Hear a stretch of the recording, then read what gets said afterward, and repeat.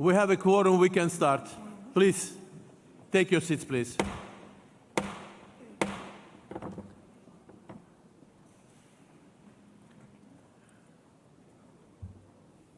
So, we stopped at the point of the discussion of the draft decision on Thailand forest complex.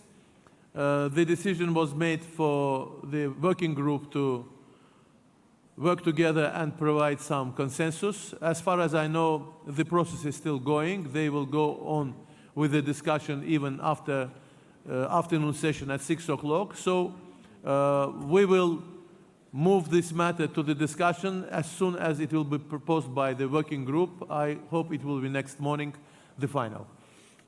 Now we proceed to the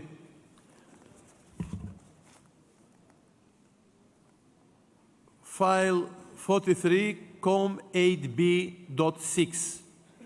And I now invite Iucn to present the nomination of the French Austral land and seas from France.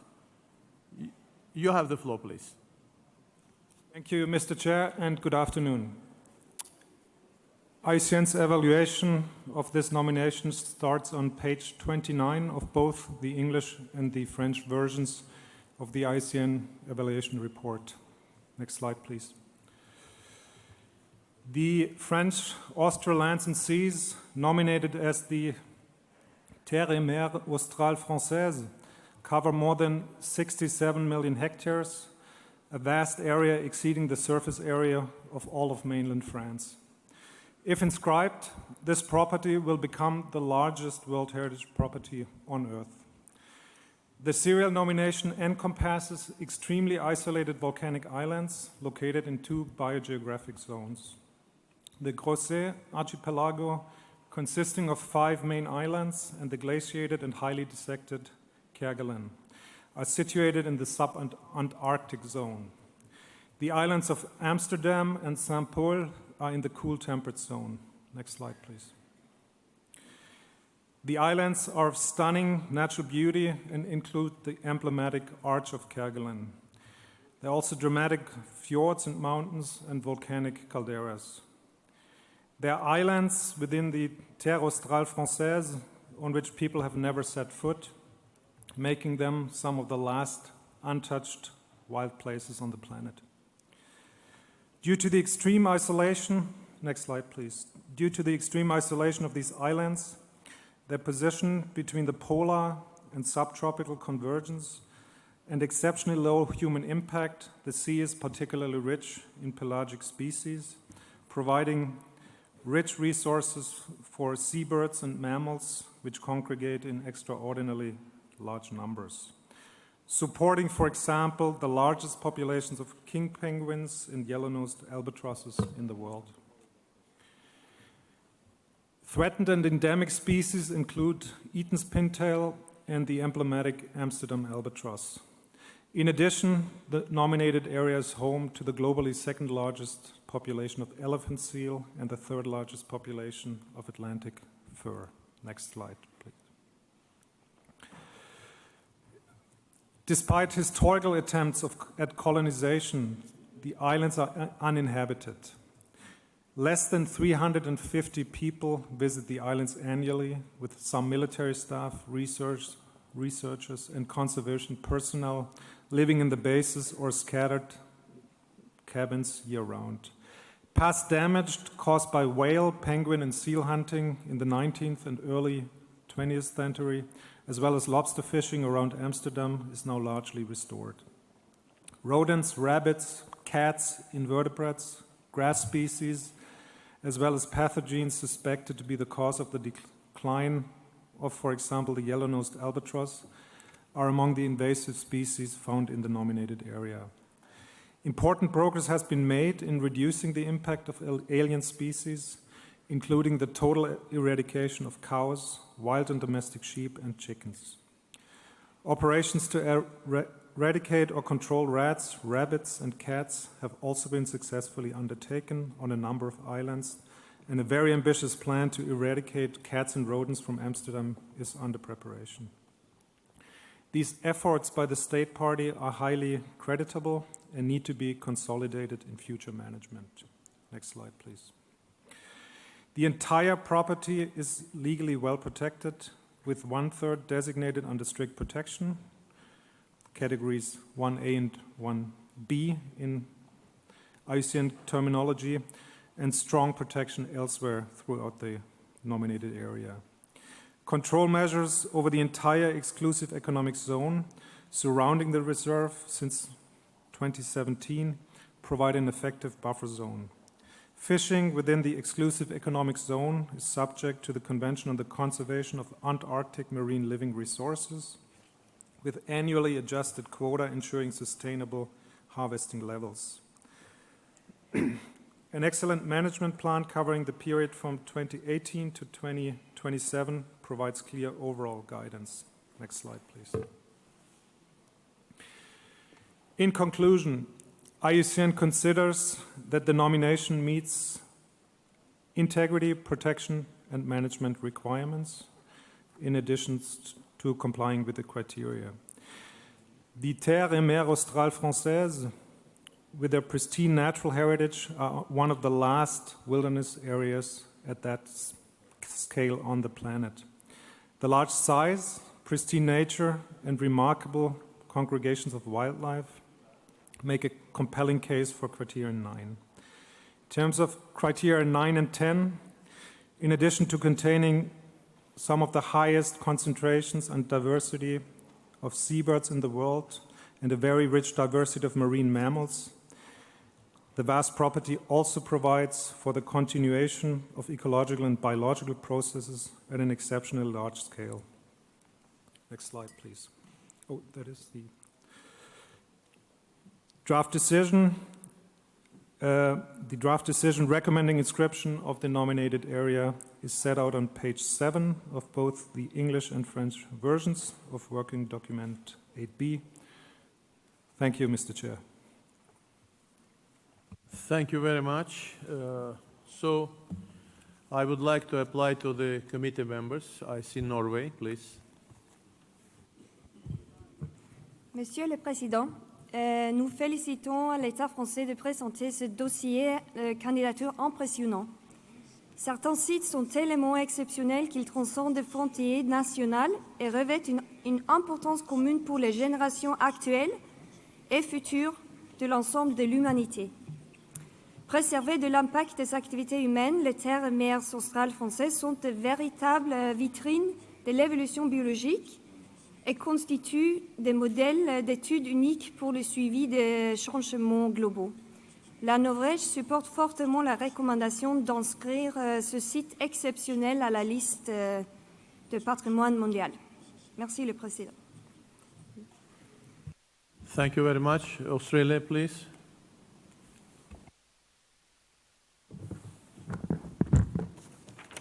Australia supports the nomination of this outstanding property, one of the world's largest marine protected areas, covering an area nearly twice the size of the Great Barrier Reef region. In the Southern Ocean, Australia and France are neighbours, fellow signatories of the Convention on the Conservation of Antarctic Marine Living Resources. The nominated property borders the Australian Exclusive Economic Zone. This zone surrounds Heard Island, a sub-Antarctic island World Heritage Site that also meets Criterion 7 and 9. We are pleased that the French Austral Land and Seas World Heritage Site is also nominated under Criterion 10 because of its exceptional habitats, which are vital for the conservation of seabirds and marine mammals. Australia looks forward to continuing working with France to conserve the exceptional natural values of the Southern Ocean.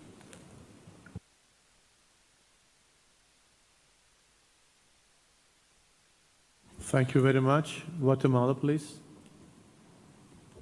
Gracias, señor presidente.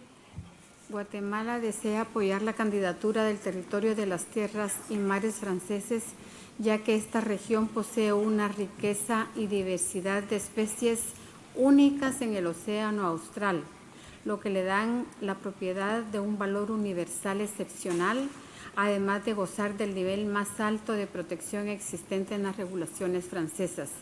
la inmensidad de la propiedad, una de las áreas marinas protegidas más grandes del mundo, permite una amplia representación de la biodiversidad del sur y de los procesos ecológicos en curso de este océano, lo cual asegura la protección de todas las áreas esenciales, concentraciones de aves y mamíferos marinos.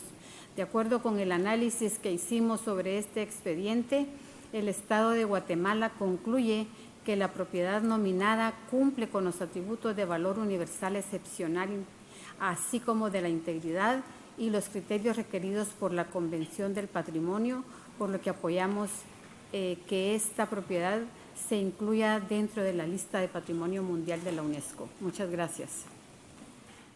Thank you. Tunis, please. Merci, Monsieur le Président. Je crois qu'avec ce dossier qu'on est en train de traiter, la Convention et son application, depuis son entrée en vigueur, arrivent à un point culminant, puisque aujourd'hui, c'est l'étendue très large de ce site, la diversité de la vie au sens biologique qu'elle recouvre, est une très bonne nouvelle pour sa protection et pour une protection très élargie. Alors, le constat par les instances consultatives de l'existence de la valeur universelle exceptionnelle nous réconforte dans l'idée que la Convention, avec l'engagement de l'État partie, va permettre une protection de l'ensemble des espèces vivantes dans cette vaste étendue. Nous félicitons l'État partie d'avoir présenté un dossier de cette qualité et nous nous félicitons de sa potentielle inscription. Thank you. Uganda, please.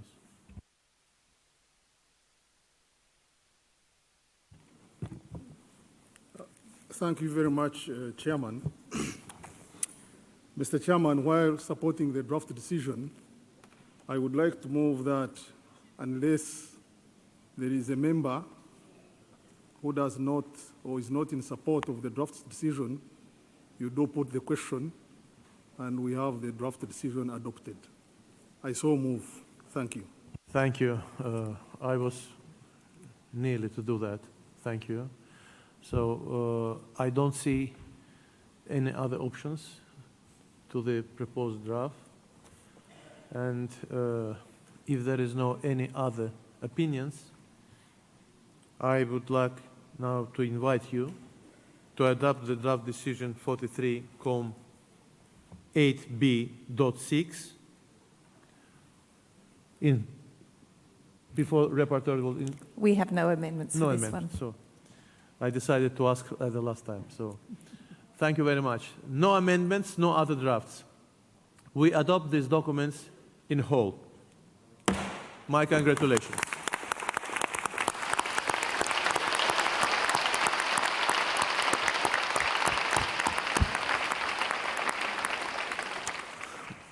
I would like to congratulate France on behalf of the entire committee for the inscription of this property in the World Heritage List and invite State Party to deliver their speech. Please, you're welcome. Monsieur le ministre de la Culture d'Azerbaïdjan, président du comité, mesdames et messieurs les représentants des organisations consultatives et notamment l'Iucn, merci infiniment du fond du cœur de la décision que vous venez de prendre. Et je suis très honorée, très heureuse de recevoir au nom de la France la décision du Centre du patrimoine mondial de l'UNESCO d'inscrire les terres et mers australes françaises sur la prestigieuse liste du patrimoine mondial. Ces terres et mers, comme cela vient d'être dit dans le passionnant rapport que nous venons d'entendre, sont situées au sud de l'océan Indien et au plus près de l'Antarctique, couvrent un espace de plus de 670 000 km² et constituent le plus vaste et l'un des derniers lieux de naturalité au monde. Sanctuaires remarquables de biodiversité, elles hébergent une des plus fortes concentrations d'oiseaux, 50 millions d'oiseaux, et de mammifères marins de la planète. À travers ce classement, ce sont les efforts de plus d'un demi-siècle de recherche scientifique sur les grands enjeux environnementaux, écosystèmes, changement climatique, biodiversité, qui sont aujourd'hui mis à l'honneur. C'est aussi un encouragement à relever les immenses défis écologiques de préservation de ce site remarquable dont la France a la responsabilité.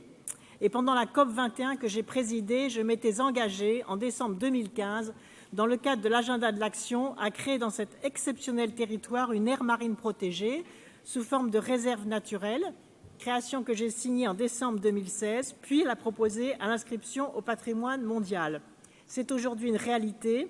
Je salue l'action très efficace menée par la collectivité des terres australes et antarctiques françaises, fortement engagée dans cette protection. Cette précieuse inscription engage la France sur le long terme et nous motive pour approfondir les remarquables coopérations scientifiques internationales. Et je voudrais assurer qu'en application de cette inscription, la France s'engage à faire de cette sublime oasis au cœur de l'océan austral un territoire sentinelle de la biodiversité et des changements globaux, notamment en suivant les recommandations de l'Iucn et du Comité du patrimoine mondial, lutte contre les espèces invasives, gestion exemplaire des pêcheries et mise en place des actions de conservation. Oui, la France sera à la hauteur des engagements qu'elle prend ici devant la communauté internationale et devant les générations futures pour maintenir l'intégrité du bien et garantir son authenticité au service de l'humanité. Je vous remercie chaleureusement.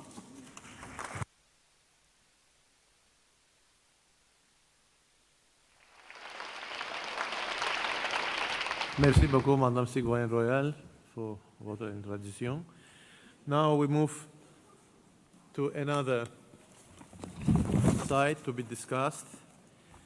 This is draft decision 43.8b.8, and I invite Iucn to present the nomination Vatnajökull National Park, Dynamic Nature of Fire and Ice, Iceland. Please. Thank you, Mr. Chair. Iucn's evaluation of this property is on page 41 of both the English and French versions of the Iucn evaluation report. Next slide, please. The nomination of Vatnajökull National Park, Dynamic Nature of Fire and Ice, encompasses approximately 1.5 million hectares, approximately 14% of Iceland's national territory, and more than 85% of the nominated property is classified as wilderness under national legislation. Vatnajökull is the largest glacier in Europe and one of the largest in the world. It is a young glacier formed approximately 2,500 years ago and highly sensitive to climatic conditions, and is therefore an outstanding natural laboratory for studying the effects of global warming on glacial extent. Next slide, please. The nominated property is an iconic volcanic terrain and includes the entire range of currently active mid-ocean rift features, including large rift systems with historically important eruptions and the world's largest and best expressed subglacial volcanic landforms. Since the rift also includes a major mantle plume, there is the development of several large central vent volcanoes, such as the largest, Bardarbunga, and the most famous, Askja, which is free of snow much of the year. The nominated property also includes the roots of volcanic systems. These shallow-level magma intrusions are very rare around the world, and the nominated property contains more than 5 such intrusions. From a volcanic perspective, the nominated property contains the best exposed products of historic magmatism, all the way down to the subvolcanic magma chambers that represents a divergent plate margin setting. There is little to no vegetation, which makes these values immediately visible. Next slide, please. The vast majority of the nominated property has a high level of integrity due to its remoteness. Vatnajökull National Park has seen greatly increased tourism since its designation, although mostly concentrated to a relatively small number of easily accessible tourism hotspots on the southern and northern fringes of the park. Managing tourism pressure is being addressed by the Icelandic authorities, but will remain a challenge for the park, and it is a matter of urgency to implement as intended visitor facilities and tourism management plans. The effects of climate change are already evident in the ongoing rapid retreat of Vatnajökull's many outlet glaciers, potentially leading to the complete loss of the Vatnajökull ice cap, and hence the interaction of fire and ice. However, this process may take centuries and provides an important opportunity to study the glacial and glacial-volcanic and ecological dynamics in response to climate change. Next slide, please. There is strong evidence of community engagement in and support for this World Heritage nomination. Vatnajökull National Park has been managed under a comprehensive management plan for 10 years with a high level of local input and decision-making coupled with legal protections against overdevelopment. There is also a clear framework for monitoring the state of conservation, including indicators covering geology, geological hazards, biota, and tourism. Around 97% of the nominated property is protected by the Act on Vatnajökull National Park. There is no buffer zone proposed. However, given the vast size of the nominated property, the resilient nature of the OUV, and the existing protection of the surroundings, IUCN agrees that a buffer zone is not essential at this point in time. Next slide, please. The nominated property covers a very large area, and the proposed boundaries include all of the values that support OUV. However, there are concerns regarding the proposed boundaries north of the Heru-Breitalandir Nature Reserve. In particular, the Jökulsá-Fjöllum River corridor connecting the northern portion of the nominated property to the main Vatnajökull portion is only partly protected by law, and there is not continuous state ownership or management authority over this region. Given ongoing community consultations and to avoid an inappropriate serial configuration, IUCN is of the view that the northern portion should not yet be included and that only the southern portion up to and including Heru-Breitalandir Nature Reserve could be recommended for inscription. Next slide, please. The globally significant values of Vatnajökull National Park relate to the coexistence and active interaction of a divergent tectonic plate boundary, a mantle plume, and a large ice cap. The nominated property contains the world's best exposed mid-ocean ridge volcanic system that is not underwater. The outstanding values represented are dynamic and currently active processes. Next slide, please.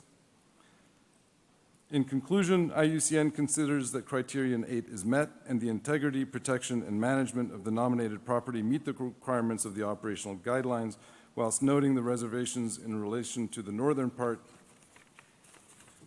of the nominated property, which do not yet meet fully the protection requirements. Next slide, please. The draft decision recommending inscription up to and including Heru-Breitalandir Nature Reserve, but not including the Jökulsá-Fjöllum River corridor and the northern Dedifoss as Birgi part of the Vatnajökull National Park is set out on page 9 of both the English and French versions of working document 8B. Thank you very much, Mr. Chair. Thank you very much. Are there any comments? Other proposals? I think there is no any apply for intervention.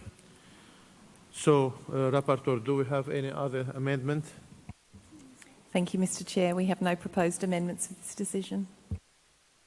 Thank you very much. So, can we proceed with the approval? I see no objections and no other proposals, so I therefore declare draft decision 43.8b.8 adopted as amended.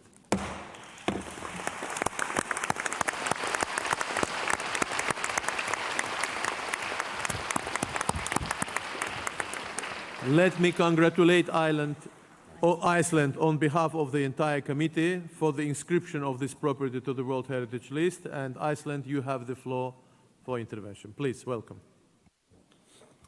Thank you, Mr. Chair, and thank you, members of the World Heritage Committee, Director of the World Heritage Center, members of the IUCN and ICOMOS panels, Excellencies, ladies and gentlemen. On behalf of the Icelandic government, I have the honor and great pleasure to thank the World Heritage Committee for this historic decision for Iceland by accepting our nomination of Vatnajökull National Park, covering approximately 14% of our country, for inscription on the World Heritage List as a natural property. I would also like to use this opportunity to thank the IUCN expert panel and especially the two evaluators that visited Iceland for the on-site evaluation. In our minds, this area has always been a fascinating and special, breathtakingly beautiful, of course, but also dangerous, with a long history of eruptions threatening and seriously affecting the lives of not only those who live in close proximity to the glacier, but also populations living quite far away, causing loss of harvest and famine around the world. Parts of the national park have been protected since the early days of nature protection in Iceland in the 1960s and 70s, but preparations leading to the creation of Vatnajökull National Park started in 1999. This decision, recognizing the outstanding universal value of the area, thus coincides with the 20 years long history of the establishment of the park. As suggested by the IUCN Advisory Panel, the inscription does not cover the whole of the nominated area, as the northern part along the glacier river Jökulsárfjöllum and the area of Vesterdal around Ausbyrge have been referred due to lack of continuity, wholeness and consultations with some of the landowners. We fully understand and respect the conclusion and will continue our work and consultations with landowners and local communities. On this occasion, I would suffice it to say that my government has already acted upon many of the recommendations by the committee, recommendations A and B, and they are constantly working for improved and adequate facilities, enough staff and administrative support for the park, and to stop off-road driving. A recent off-road driving incident involving a foreign tourist, a trendsetter if you like, became through social media internationally recognized and condemned. And I think this is actually a problem that should be of universal concern, as the trendsetter in question did not show any sign of remorse or understanding of the harm he had done. Mr. Chair, Iceland is fully committed to protect and improve the World Heritage Site Vatnajökull National Park and to ensure that the integrity and the outstanding universal value will be maintained for the world and future generations to enjoy. Thank you again, Mr. Chair. Thank you very much. Once more, our congratulations.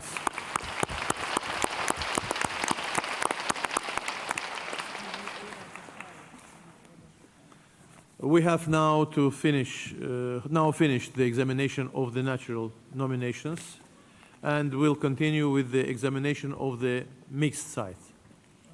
The two mixed nominations will be presented by the two advisory bodies.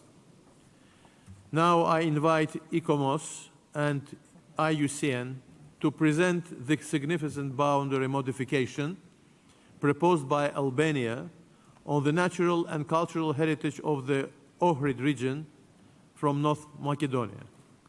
But before I give the floor to the Secretariat, may I ask Mr. Balzano for some clarification? Thank you, Chair. Just to remind the committee that we received a factual error notification concerning this, the evaluation for this nomination, and this factual error notification is on page 12 of the English version of INF 8B4 document and on page 13 of the same document in its French version. Thank you. Thank you very much. And now I would like to ask ICOMOS and then IUCN to present the modification. Please, welcome.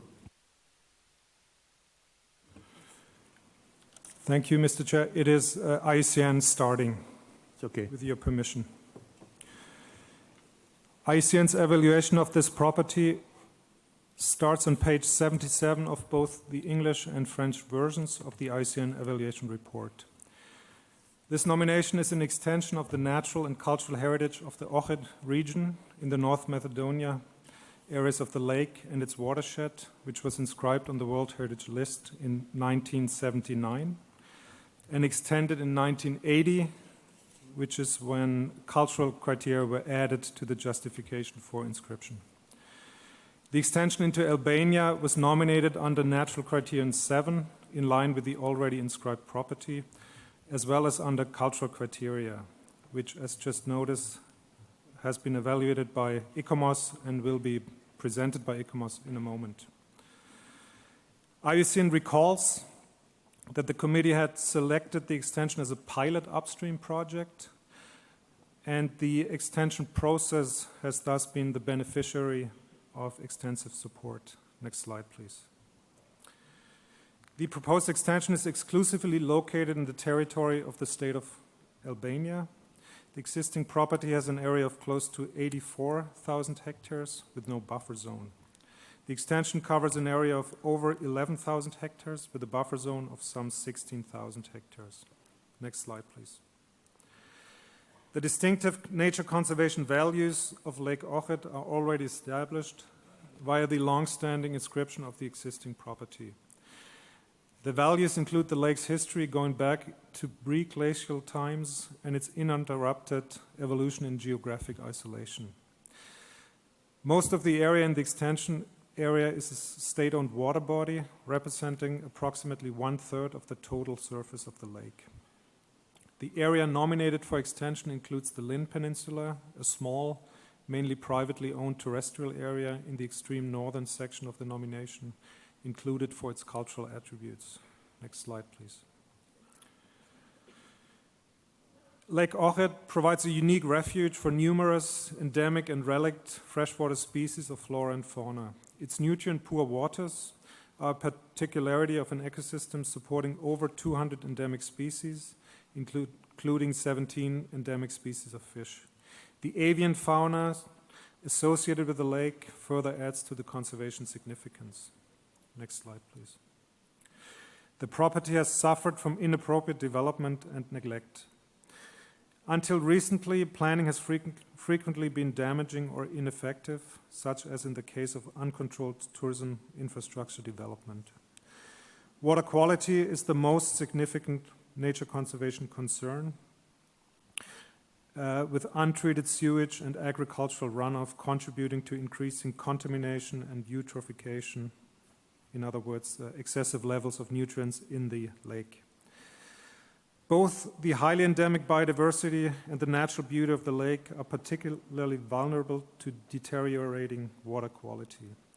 Water quality monitoring is limited on the Albanian side, and a monitoring laboratory visited by the evaluation mission has been closed due to budget cuts. The current administration has taken recent steps to remediate some of the damage done. However, IUCN notes that a range of issues of significant concern still remains, such as tourism pressure, illegal and inappropriate legal developments, habitat destruction, overfishing and logging, as well as the water contamination noted earlier. IUCN notes that the existing property is also considered under item 7B on the committee's agenda, including with a recommendation for inscription on the list of World Heritage in danger. Next slide, please. The entire extension and its buffer zone are within a protected landscape with formally adequate legal protection in place. The protected landscape has a sound management plan. However, there's a need to consolidate coordination and cooperation across the many involved institutions dealing with cultural and natural heritage, both within Albania and with the neighboring state party of North Macedonia. Next slide, please. The complexity of Lake Ochet's shared natural and cultural heritage requires innovative governance and management models in the broader transboundary Lake Ochet region. Integrated management of natural and cultural heritage through a joint coordinating body and joint management planning are urgently needed to conserve the outstanding values of this property. Next slide, please. In conclusion, IUCN considers that the nominated extension meets integrity and protection requirements, whilst management requirements are not met and may be addressed via the state of conservation process of the existing inscribed property. IUCN recommends the committee approves the extension into Albania in relation to Natural Criterion 7, thereby granting World Heritage status to Lake Ochet in its entirety. I will now, with your permission, Mr. Chair, pass to Iucn to present the evaluation of cultural value and to conclude with a joint draft decision. Thank you very Mr. much. Chair. Iucn, you are welcome. Thank you, Chair. Lake Ochet straddles the border between the Republic of Albania and North Macedonia. What is now being, can I have the next slide, please? What is now being nominated is a major extension on the Albanian side that encompasses the east part of the lake together with small parts of the coast. The existing property was extended in 1980, next slide please, under cultural criteria to reflect its outstanding religious architecture from the 7th to the 19th centuries and urban structures from the 18th and 19th centuries. The proposed extension includes part of the lake, the small Lin Peninsula to the northwest, and an area around the Drillen Springs in the south. The proposed enlarged property would encompass the whole of the lake, but the margins on the Albanian side would almost all be in the buffer zone. The Lim Peninsula and the small area of coast that links it to North Macedonia are one of the few remaining intact coastal areas. The main threat to these is the proposed railway from North Macedonia, part of a pan-European corridor currently planned to pass alongside the lake to the north of the peninsula. On the high point of the peninsula are the remains of a Christian church founded in the mid-6th century. Excavations in the 1970s suggested it was destroyed by fire in the medieval period. Its tri-conch plan provides a clear link to the early 6th century development churches on the Macedonian side of the lake. 7 floors survive, covered with mosaics, and recent studies of these by both Macedonian and Albanian scholars show similarities in style and techniques with the early medieval mosaics in basilicas in North Macedonia, which may suggest they all came from an Orid atelier operating during the early Christian period. Around the church is this half-built new church and an atrium with corbelled tombs that are currently at the moment unprotected. On the west side of the peninsula is a small settlement with in places small garden plots running down to the lake. The village is popular with tourists, and the gentrification of houses for holiday use has begun to have an impact, although the character is still reasonably strong. Currently, there is no controlled conservation of the village. New development on the outskirts has, though, been in part halted, but the rebuilding of abandoned houses has continued, and stronger controls are definitely needed. Remains of 3 prehistoric pile dwellings have been discovered in the lake, 3 in the vicinity of Lynn and 2 further south. And although there's some active conservation of these, resources have precluded the conservation of perishable archaeological finds. At the south end of the lake, a small area has been nominated, enclosing the Drillen Springs. These are a popular tourist destination in the 19th century. Further nearby springs to the east, near the village of Tushmisht, seen here in the lower images, have not been nominated. Both springs are part of a $5 million project to develop luxury facilities along the lakeshore. In the extensive buffer zone, villages suffer uncoordinated and in some places illegal development, as does the lakeshore. And such degradation of cultural heritage through uncontrolled development and loss of landscape character is clearly acknowledged in the nomination dossier and management plan. The management issues are considerable. Although the nominated terrestrial area is small, the buffer zone is essential to protect the lake setting, and this is highly vulnerable. And for both, there is a need to integrate approaches to nature and culture across international boundaries. Currently, adequate mechanisms are just not in place to begin to address these challenges. This slide highlights the new road just completed along the edge of the lake and an example of the many buildings that have proliferated in recent years. The nomination dossier highlights the negative impact of this rapid development and sees the danger could lead to the area becoming typical generic coastal resort.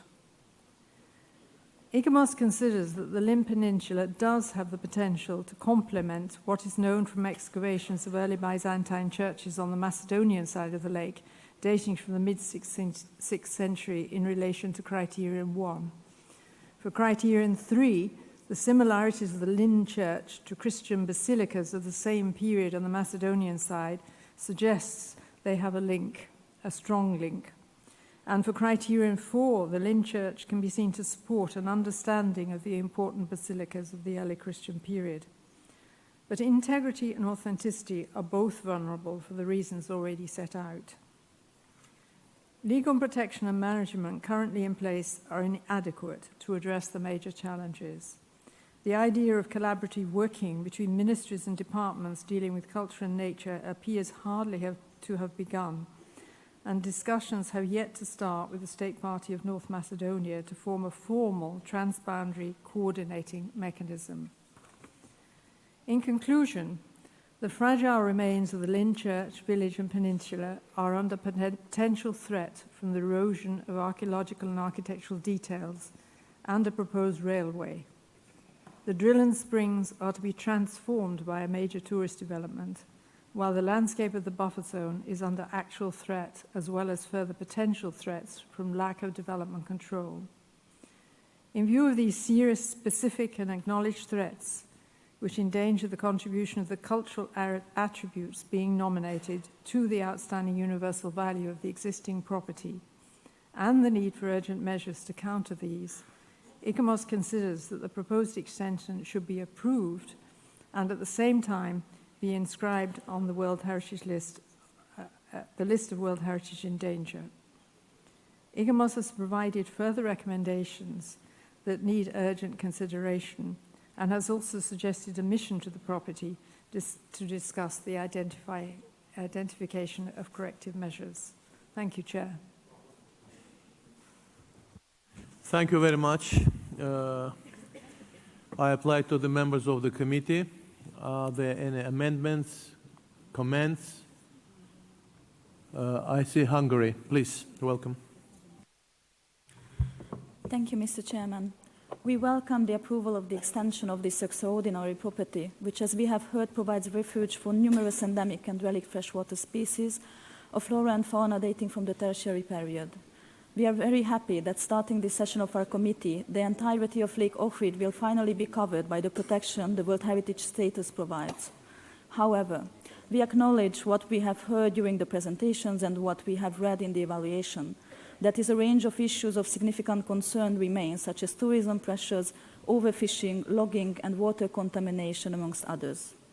We have submitted amendments to the draft decision, as we believe that time should be given to the two state parties to work jointly on a transnational approach to address these very real threats the property is facing, and as such, it should not be inscribed at this time on the list of World Heritage in danger. We believe that the committee should return to examine this property again next year to see the progress the two state parties achieve, on the understanding that the committee will be considering, in case of the confirmation of potential or a certain danger to its outstanding universal value, the possible inscription of the property on the list of World Heritage in danger. Thank you very much, Mr. Chairman. Thank you very much. Norway, please. Thank you. Mr. President, Norway actually supports the original draft decision proposing the inscription of the property on the list of World Heritage in danger. In our attempt to understand the complexity of this area, we've had discussions with the two states parties in question. And we would like to commend them on their willingness to dialogue and clarification, as well as to encourage them to continue on this constructive path. We think that their ability to collaborate with different stakeholders will be essential, taking into consideration the grave situation that the property has been facing for quite a long time. Therefore, in the future, we expect to see the following.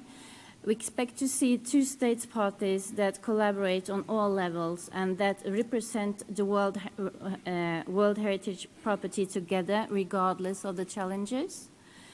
Taking into consideration the severe decay and uncontrolled development of the property, we also expect to see the two state parties that have done and continue to do their utmost to ensure that the OUE is not further weakened. Finally, we would like to encourage Albania and Northern Macedonia to future. Thank you, President. Thank you very much. So there is no other China, please. Thank you, Chair. First of all, China wishes to concur with the Hungarian position on this matter. China welcomes the dialogue that the two state parties involved are willing to engage with each other, and we see the value of this beautiful property. China is always hesitant, as record may show, of encouraging the use of enlisting a property in danger. It is with this in mind that China supports the Hungarian amendment. Thank you. Thank you. Kuwait, please. Thank you, Mr. Chair.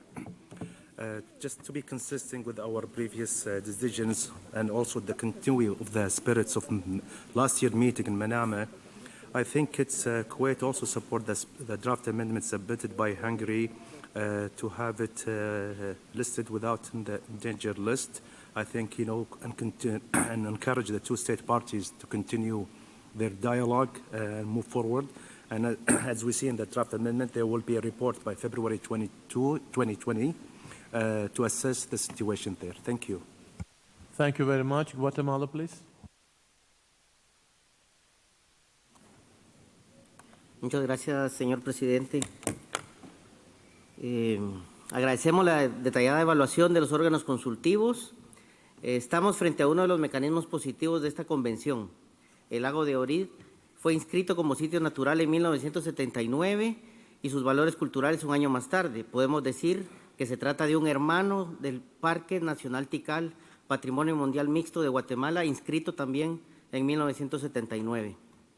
4 décadas más tarde estamos analizando una propuesta para incluir el resto del lago por su relevancia en la protección de la biodiversidad.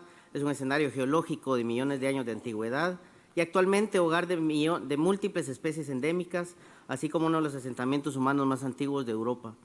Al considerar que muchos de los sitios de la lista del Patrimonio Mundial se enfrentan a presiones y riesgos que empujan los límites hacia adentro de las propiedades, Guatemala se congratula de apoyar la ampliación de los límites físicos del sitio, lo que conlleva un mayor nivel de protección al valor universal excepcional reconocido, y también comprendemos que incrementa los retos y responsabilidades de ambos estados parte.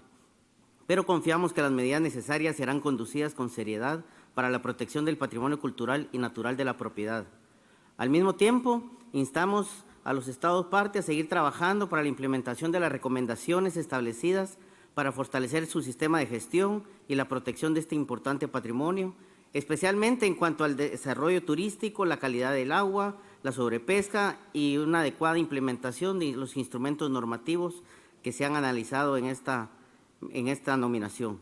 Por lo anterior, deseamos apoyar la enmienda propuesta por Bosnia, Brasil, China y Hungría, entre otros miembros del comité. Estamos de acuerdo en la propuesta para dar más tiempo al Estado parte para avanzar en la mejora de las condiciones del sitio y el fortalecimiento de las condiciones legales y técnicas de protección previo a una posible inscripción en la lista en peligro. Muchas gracias. Thank you very much. Brazil, please. Thank you, Mr. President. When evaluating the state of conservation of the site by North Macedonia, the committee demonstrated that there was significant consensus around the view that although there are relevant concerns that still need to be addressed, it would be premature to include the site on the list of World Heritage in danger.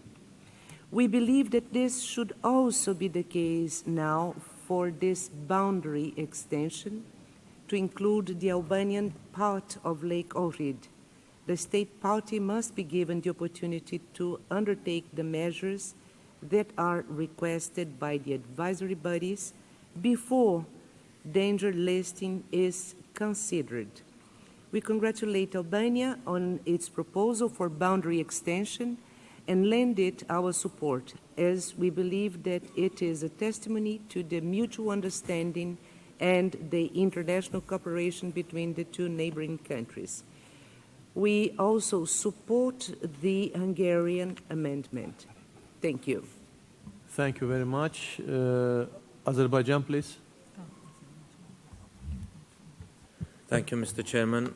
Azerbaijan joins the Hungary and China in supporting the inscription of this site to the list, and we encourage the state party to engage in a constructive dialogue with the state party concerned, and also with the advisory body for the better preservation and conservation of the site. Thank you. Thank you. Tunisia, please.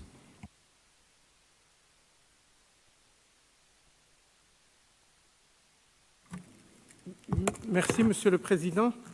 Je crois que nous sommes devant un cas extrêmement positif devant nous parce qu'il y a une extension à la fois de l'espace de ce site, mais une extension aussi des souverainetés politiques qui vont en prendre la charge après notre décision. Je crois que cela augure d'une meilleure coopération internationale, d'une plus grande efficience, en tout état de cause, une addition de volonté et de moyens. Cela est suffisamment pertinent et cela crée une dynamique que nous voyons positive. C'est pour cela que nous rejoignons la demande d'amendement pour que ce site soit inscrit, mais ne soit pas inscrit sur la liste du patrimoine en péril. Merci beaucoup. Thank you very much. Now we have some amendment to the draft decision. I would like to ask the rapporteur to inform us about it. Thank you, Mr. Chair. As flagged, we have a proposed set of amendments proposed by Hungary, China and Tunisia. The first three paragraphs, which include the statement about outstanding universal value, are unchanged or not proposed for change. The first change occurs in paragraph 4. It's a very comprehensive statement of outstanding universal value. So this would now read, notes with concern the threats facing the cultural and natural attributes as well as the setting on the Albanian side of the property, and encourages the states parties to develop as a matter of urgency a joint transnational approach to address these threats to the values, integrity and the serious protection and management issues facing Lake Ohrid. And then paragraph 5 would read, also requests the states parties to submit to the World Heritage Centre by 1 February 2020 an updated report on the state of conservation of the property for examination by the World Heritage Committee at its 44th session in 2020, with a view to considering, in case of confirmation of potential or a certain danger to its outstanding universal value, the possible inscription of the property on the list of World Heritage in danger. And I believe that's the end of the proposed amendments. Kuwait, please. Thank you. I have just minor change. If we go back to paragraph 4, where it says a joint transitional approach, it will be a joint transboundary approach. Thank you. Thank you. Ikomos, please. You wanted some comment. Thank you, Chair. Could I just say that in the original draft decision, a mission was recommended to look at the necessary measures to be taken. For sites in North Macedonia, the necessary measures could be developed from the 2017 mission. We have no similar document for Albania. So ICOMOS would like to ask whether, in the light of the changes made to the draft decision, a mission to Albania side of the new property could be considered.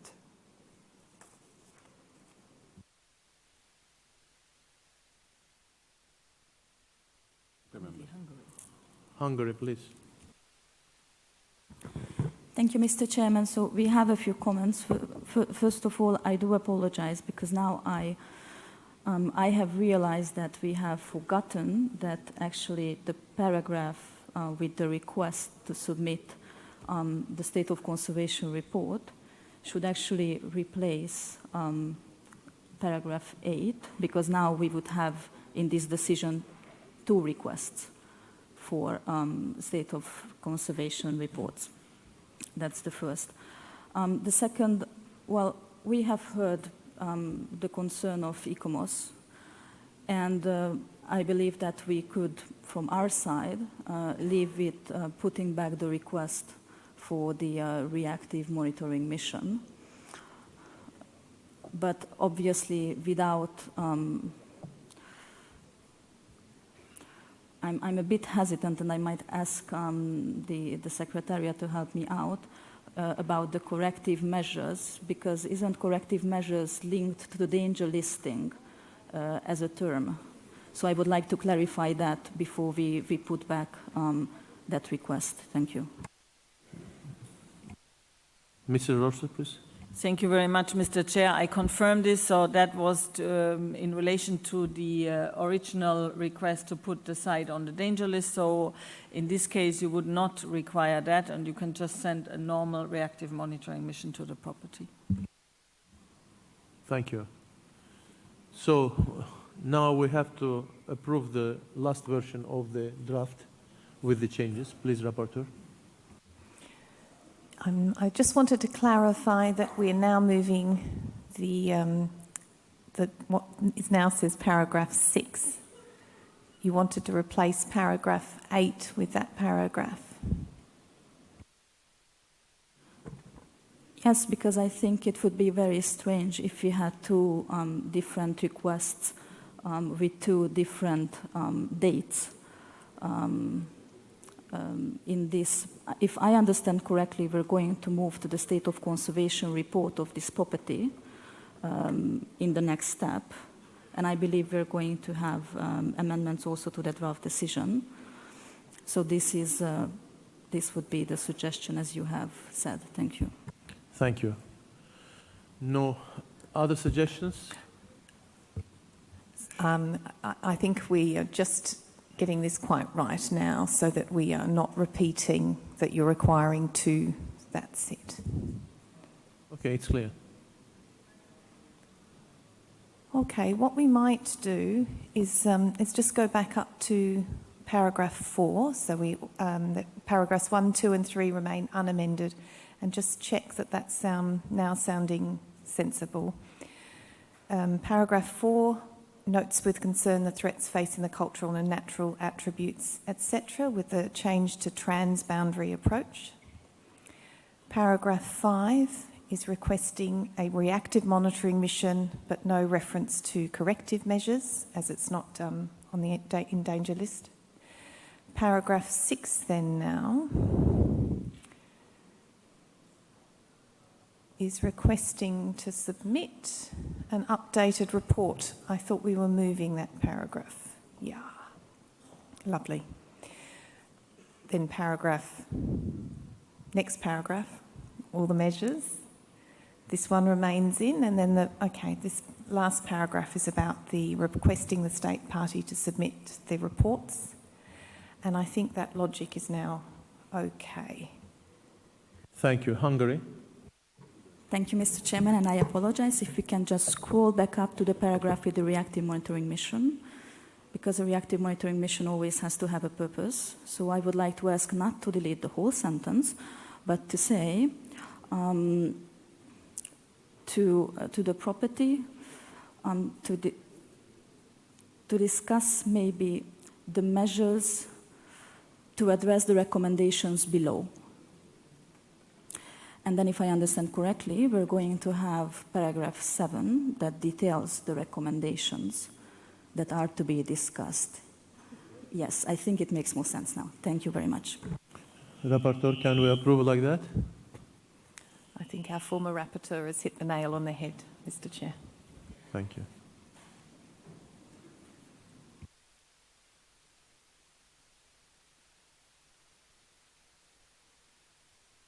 So I propose to approve the text in whole without approving paragraph by paragraph. It's clear. So I declare the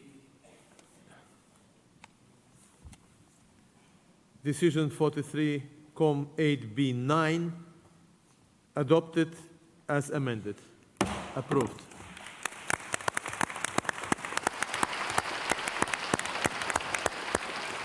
I would like to give the floor to the state party, Albania, please. Thank you very much, Mr. Chair. Let me thank dearly Hungary, China, and Tunisia, but as well as Kuwait, Guatemala, Brazil, and Azerbaijan, but also, of course, all the members of the committee for their understanding, their support, and their trust. We also would like to thank the World Heritage Center for the close cooperation on this and other issues, as well as the advisory bodies for their work. We are happy and proud to add another pearl to the World Heritage List, a superb and extraordinary natural resource and cultural asset of particular importance. We are particularly happy that the committee fully shares with us the determination to put in place specific, tailor-made, effective planning and implementation processes at all levels to deal with vulnerabilities and threats. It is our intention to make this an example of the transboundary cooperation with importance and with success. Together with North Macedonia, through a coordinating and joint management body, we will further build on the current joint efforts and develop a cross-sectoral cooperation and a transboundary conservation in order to achieve a successful long-term management of the Lake Ohrid and its region, to ensure that both the natural and cultural values of the whole property are conserved in a fully and integrated manner. And finally, let me express our gratitude, Minister, to you and to your government for the hospitality and the excellent organization of this meeting. I thank you. Thank you very much. Now I apply to North Macedonia, please. You're welcome. Thank you, Mr. Chair. The Republic of North Macedonia strongly supports the extension of the protected property to include the territory within the Republic of Albania, and I would like to use this opportunity to congratulate our neighbors to this extension. We firmly believe that this extension will be a significant and positive step toward ensuring the better protection of natural and cultural heritage in the Ohrid region. We commend the work done by our Albanian friends in preparations for the extension, and we thank the World Heritage Center and the advisory bodies for their support through the upstream process that strengthen the capacities of both states and for transboundary governance. We look forward to the next joint government session between North Macedonia and Albania to be held in the property, where we will continue to deepen our cooperation with regards to the joint management parameters of the site. Extending the boundaries to include Albania on the 40th anniversary of the Ohrid region's inscription on the World Heritage List would correct a long-standing anomaly and ensure improved protection, promotion and affirmation of the natural and cultural heritage of Ohrid region for the future. Thank you, Mr. Chairman. Thank you very much. So now, as far as you remember, members of the committee, we decided to return to the question which we didn't close due to the necessity of discussing the Albanian file. So now we're at this item. So please return to the item 7B36.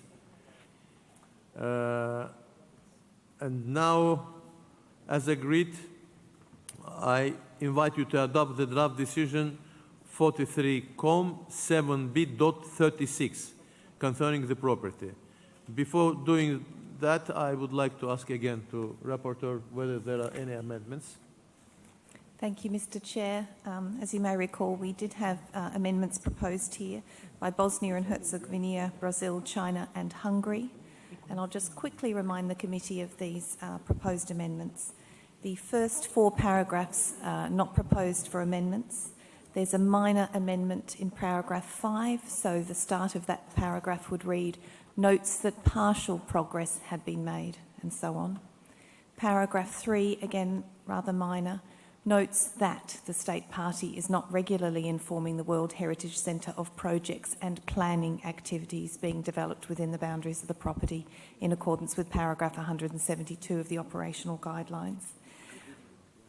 Paragraph 7 is also proposed for amendment, and it would notes with concern that the State Party has not yet addressed the recommendations on the Railway Corridor 8 and so on. Then a new paragraph 8 is proposed. Notes with satisfaction that the State Party's action on the long-term projects, including the wastewater management system and redirecting of River Sateska, and furthermore welcomes the government's adoption of law on management of the natural and cultural heritage in the Ohrid region, as well as the government decision taken in June 2019, tasking all relevant domestic institutions to implement the recommendations of the World Heritage Centre. Then former paragraph 8 and 9 are both proposed for complete deletion. The next paragraph's unchanged other than the numbering. The former paragraph 11 is then proposed for complete deletion. And then the final paragraph would read, finally requests the state party to submit to the World Heritage Centre by 1 February 2020 an updated report on the state of conservation of the property for examination by the World Heritage Committee at its 44th session in 2020, with a view to considering, in case of the confirmation of the potential or a certain danger to its outstanding universal value, the possible inscription of the property on the list of World Heritage in danger. Thank you, Thank Mr. you Chair. very much. Hungary, please. Thank you very much, Mr. Chairman.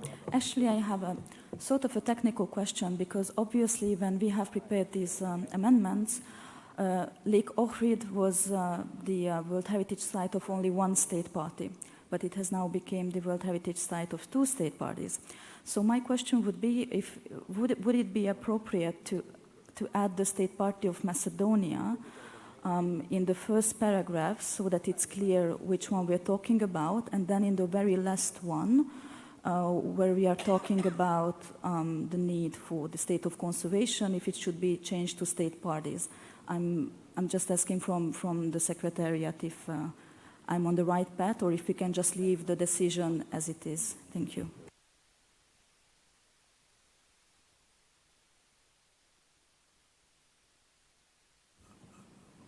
I think that we can leave this decision as it is, because by all means the other decision approved before reflects the same requirements which we're supposed to have to both sides, if you don't mind.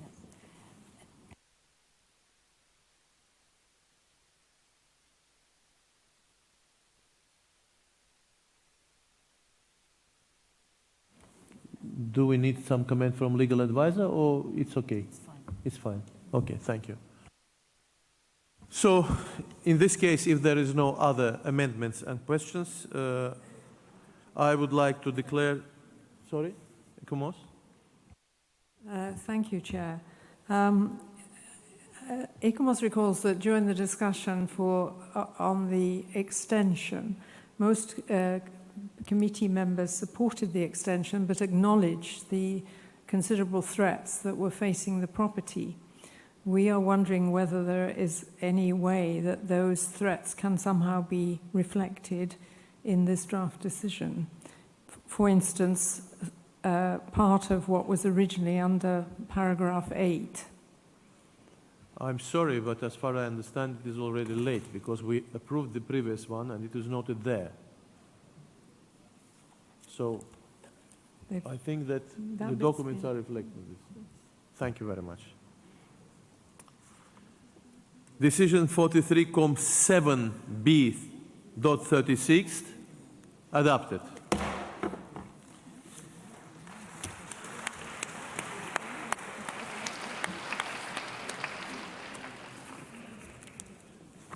Now we move to another part of the world. I would like to invite IUCN and ICOMOS to present us the nomination of Parati Culture and Biodiversity from Brazil. Welcome. Thank you, Mr. Chair. IUCN's evaluation of Parati culture and biodiversity is on page 87 of both the English and French versions of the IUCN evaluation report. Parati was nominated under cultural criteria 2, 4, and 5, and as a cultural landscape in 2009. That nomination was deferred by the committee to allow the state party to revise the property's boundaries and consider renominating Parati as a mixed property. Next slide, please. The nominated property is a mixed cereal site located in the Serra do Mar region of Brazil, in the southern part of the state of Rio de Janeiro and the northern coast of the state of Sao Paulo. It includes 5 components: the Serra da Bocaina National Park, Ilha Grande State Park, Praia do Sul Biological Reserve, the Environmental Protection Area of Cairuçu, and the Parati Historic Center. Following the field mission, the state party advised on boundary adjustments to the nomination, including a decision to propose the Environmental Protection Area of Cairuçu, which incorporates the nominated Juatinga Ecological Reserve. The nominated property now covers a total of just over 200,000 hectares, with a buffer zone of almost 260,000 hectares. Next slide, please. The nominated property corresponds to a center of endemism in the Atlantic Forest biodiversity hotspot, one of the 5 most threatened biodiversity hotspots on the planet. Parati and La Grande includes a unique diversity of landscapes from sea level to about 2,000 meters in elevation. As a result, species diversity and endemism are extremely high. More than 500 endemic species of vascular plants have been recorded. The nominated property also includes 2 endemic bird areas supporting 124 endemic bird species, 57% of the total endemic bird species within the hotspot, and 450 bird species overall, or approximately 45% of all the Atlantic Forest bird species. The nominated property also includes a remarkable 11 key biodiversity areas related to terrestrial vertebrates, rare freshwater fish, and rare plants. Parati and La Grande is also home to an impressive array of rare and charismatic species, including jaguar, white-lipped peccary, and primate species such as tufted capuchin, brown howler monkey, and southern muriqui. Next slide, please. The expansion of Component 4 to include all of the 16,000 hectare environmental protection area of Kairusu means that the proposed property now includes several traditional communities, indigenous Quilombola and Kaisara. Their traditional ways of life based on a respectful relationship with the natural environment are a key element of the claimed outstanding universal value of the mixed property. IUCN notes that the nominated property will need to accommodate participation of these communities in management decision-making. Next slide, please. The original 1.4 million square kilometers of the Atlantic Forest region has been reduced to less than 10% of its original extent. The nominated property has experienced pressure from tourism and real estate development since the opening of BR 101 highway connecting Rio de Janeiro with Sao Paulo in the 1970s. The Almirante Álvaro Alberto Nuclear Center on BR 101 is one of the largest developments in the region, and the nearby Petrobras port terminal has resulted in dense maritime traffic, putting pressure on the marine ecosystem. Next slide, please. Most of the components of the nominated property have the highest level of protection under Brazilian law. Nonetheless, integration of the 5 components and of the cultural and natural values and traditional uses of the complex will require a management plan that integrates management decisions at municipal, state, and federal levels. The integrity of natural values in the nominated property is demonstrated by the presence of species that require large areas of intact habitat, such as jaguars, white-lipped peccary, and primate species. While the combined size of the 5 components and their buffer zones are adequate to ensure integrity, connectivity between them must be enhanced to maintain the functionality of the site. Next slide, please. IUCN considers that the nominated property meets criterion 9 as a site demonstrates remarkably high biodiversity. In terms of criterion 7, IUCN acknowledges the impressiveness of this land and seascape. However, points out that most of the coastline and all of the marine areas are excluded from the proposed boundaries and are included only in the buffer zone. Thus, the proposed property does not present the complete picture described in the justification. In addition, the visual integrity is limited by past forest loss and degradation and the presence of large-scale developments, such as the Almirante Álvaro Alberto Nuclear Center and the port terminal, which are considered to detract from the naturalness and aesthetic of the nominated property. IUCN considers that on balance, the nominated property has not made a convincing case to meet this criteria when compared with similar properties in the Atlantic Forest. Next slide, please. The draft decision recommending inscription of this nominated property on the basis of natural criterion 10 and the cultural criterion 5 is set out on page 15 of both the English and French versions of working document 8B. Thank you, Mr. Chair. Thank you very much. Ikomos, please. Thank you, Mr. Chairperson. From a cultural heritage perspective, Parati culture and biodiversity testifies to the occupation of the area by indigenous inhabitants from the 16th century onwards by European settlers and enslaved Africans. The property houses traditional Quilombola, Guarani, and Kaisara communities that maintain the ways of life and production systems of their ancestors, as well as most of their relationships, rites, and festivals. The 5th component includes the historic center of Parati, one of the best preserved colonial coastal towns in Brazil. It was the terminus point of the gold route along which gold was brought to Parati for shipping to Europe. The constant flows of the tides penetrate into the town, transforming these stone-paved streets into networks of conduits. During the 17th century, Parati was transformed into an important warehousing and exportation port, favored by its isolation and the numerous inlets and hidden harbors. The historic center houses 4 squares, the main one of which constituted the colonial civic center with its concentration of government buildings and churches. A defense system was designed and constructed to protect the rich port and town and ensure the safe transport of gold along the gold route from Minas Gerais to the harbor. The Tupi-Guarani language communities have retained close relationship with and deep knowledge of the different forest ecosystems around this trail. ICOMOS considers that the property meets criterion 5 as an outstanding testimony of human interaction with the environment. ICOMOS further considers that the conditions of integrity and authenticity have been met, and that the boundaries and conservation approaches are appropriate. However, we note that protection and management mechanisms offer room for further improvement. Therefore, ICOMOS recommends, in addition to inscribing the property under criterion 5 and criterion 10, to complete and elaborate the property management plan, strengthen visitor and risk management provisions, and carefully analyze new use propositions of the airfield, as well as strengthen the self-determination and participation of the local communities. Thank you, Mr. Chairperson. Thank you very much. Any comments, any amendments, any additions to the proposed version? Guatemala, please. Gracias, señor presidente.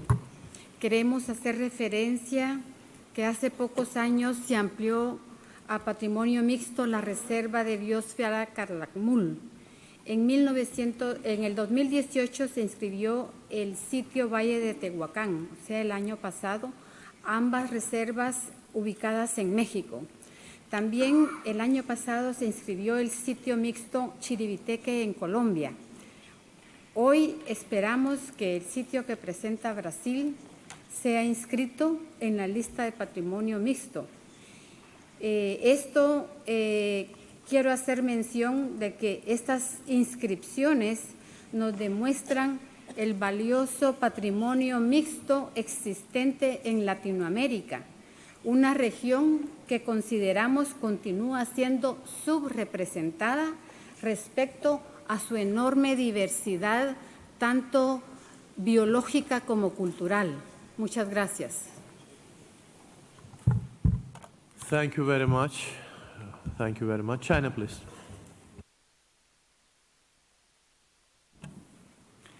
Thank you, Chair.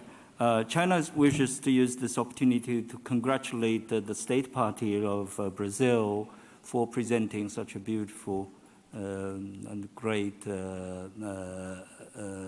property for both cultural and natural inscription. We are delighted that the Brazilian government has been working very closely with the advisory body, and we welcome the positive comment by the advisory bodies, both ICMOS and IUCN. So we supported full-heartedly with this report, with this result. Thank you very much. We have a draft proposal with minor changes to the original text. Please, Rapporteur, can you approve? Thank you, Mr. Chair. We'll just pop it on the screen, but there is very simple changes just to, from Spain to reflect the name. Can we have it on the screen, please?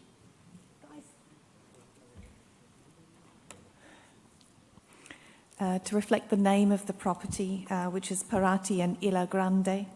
So the second paragraph would just read inscribes Parati and Ilha Grande. Also, which we won't need to see, there you can see the name in a moment on the screen. There we are. And then this will also be reflected, of course, throughout the Statement of Outstanding Universal Value, so that's been changed a few times, along with putting the correct name and capitalisation of the ministry. But other than that, there are no changes to the proposed decision. Thank you, Mr. Chair. Thank you very much. Australia, please. Thank you, Chair. Just briefly, we wanted to comment about the communities in the property, that we fully support the inscription, and we want to particularly note that this site goes some way to filling the significant gap on the World Heritage List in the representation of the interaction of peoples and their environment. We see that the inscription also provides an important opportunity to learn more of the communities of Parati and how they understand their environment, their resources, the forest, the sea, and their knowledge and practices that have sustained them in the past and in the present. And we hope that the listing of this property will provide greater opportunities for the communities of Parati to maintain and build their sustainable livelihoods. Thank you. Thank you very much. Tunisia, please. Merci, Monsieur le Président. Nous avons à traiter d'un très beau site qui marie parfaitement culture et biodiversité. Je voudrais tout d'abord remercier les organes consultatifs pour leur rapport qui montre l'extrême richesse de ce site, mais également l'État partie de nous avoir présenté un si beau dossier. Cela vient à un moment important de l'évolution de nos travaux pour marquer l'inscription d'un site extrêmement important, un site mixte. La Tunisie apporte son soutien à cette inscription. Thank you. Azerbaijan, please. Mr. Chairman, I will be very brief, just to congratulate the State Party with this very successful nomination, and the work has been done since 2009. It shows how the State Party was dedicated in construction and in constructive dialogue with the advisory bodies for the protection of this area. I congratulate again for this inscription. Thank you. Thank you very much. So, if there is no any other proposals, I declare draft decision 43-8B 10 adopted as amended.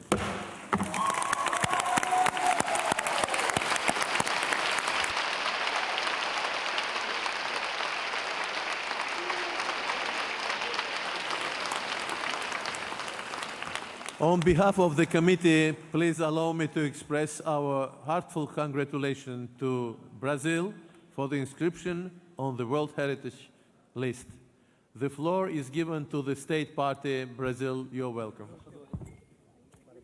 Thank you, Mr. President. Brazil is honored and full of joy with this inscription of its first mixed site on the World Heritage List.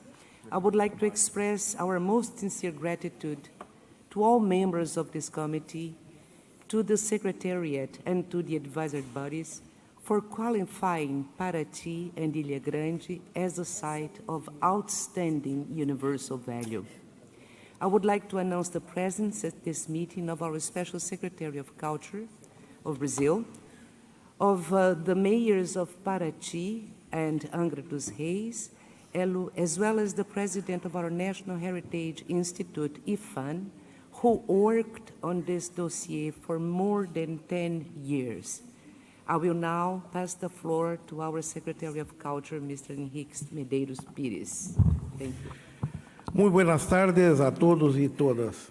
Por cuenta de trabalho técnico de altíssimo nível, hemos reiterado a convicção nacional sobre a importância de reconhecer, promover e proteger o vasto sistema cultural e natural de Parati Isla Grande, cujas características são emblema da exuberância intercultural e da biodiversidade de nosso país em sua contribuição singular para a humanidade.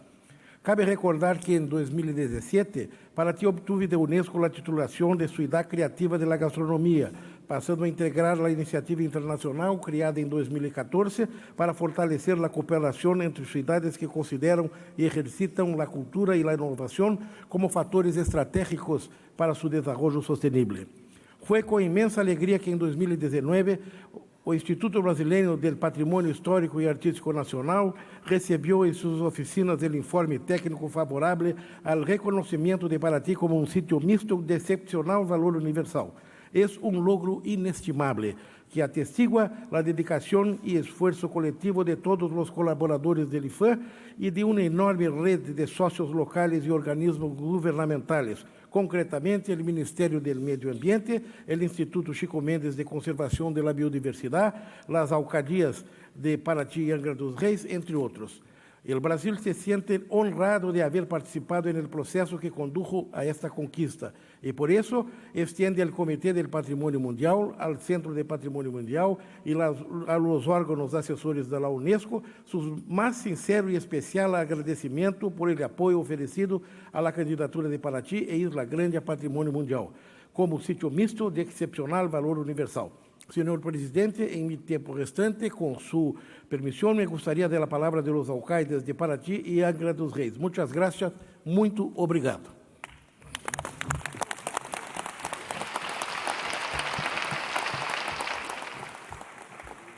Muito obrigado. Thank you very much. We invite all the members of the committee to visit the paradise of Ilha Grande and the Angra dos Reis. Muito obrigado. Thank you very much. Muito obrigado. Paraty agradece os quilombolas, os indígenas e os caiçaras. Muito obrigado. Come visit Paraty.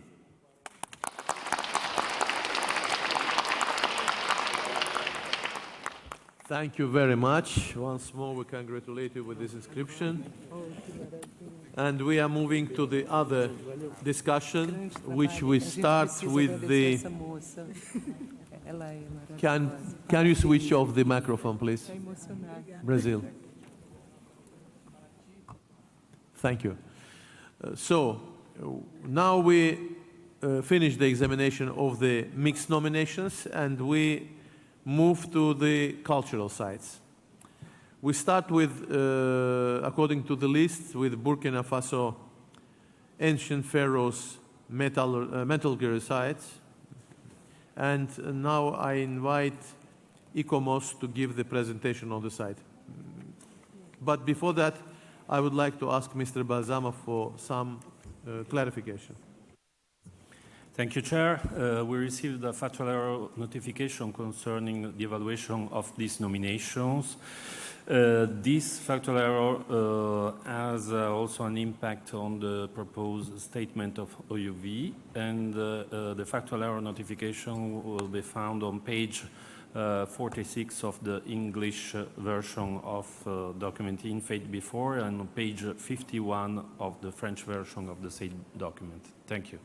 Thank you. Iucn, you're welcome. Thank you, Mr. Chair.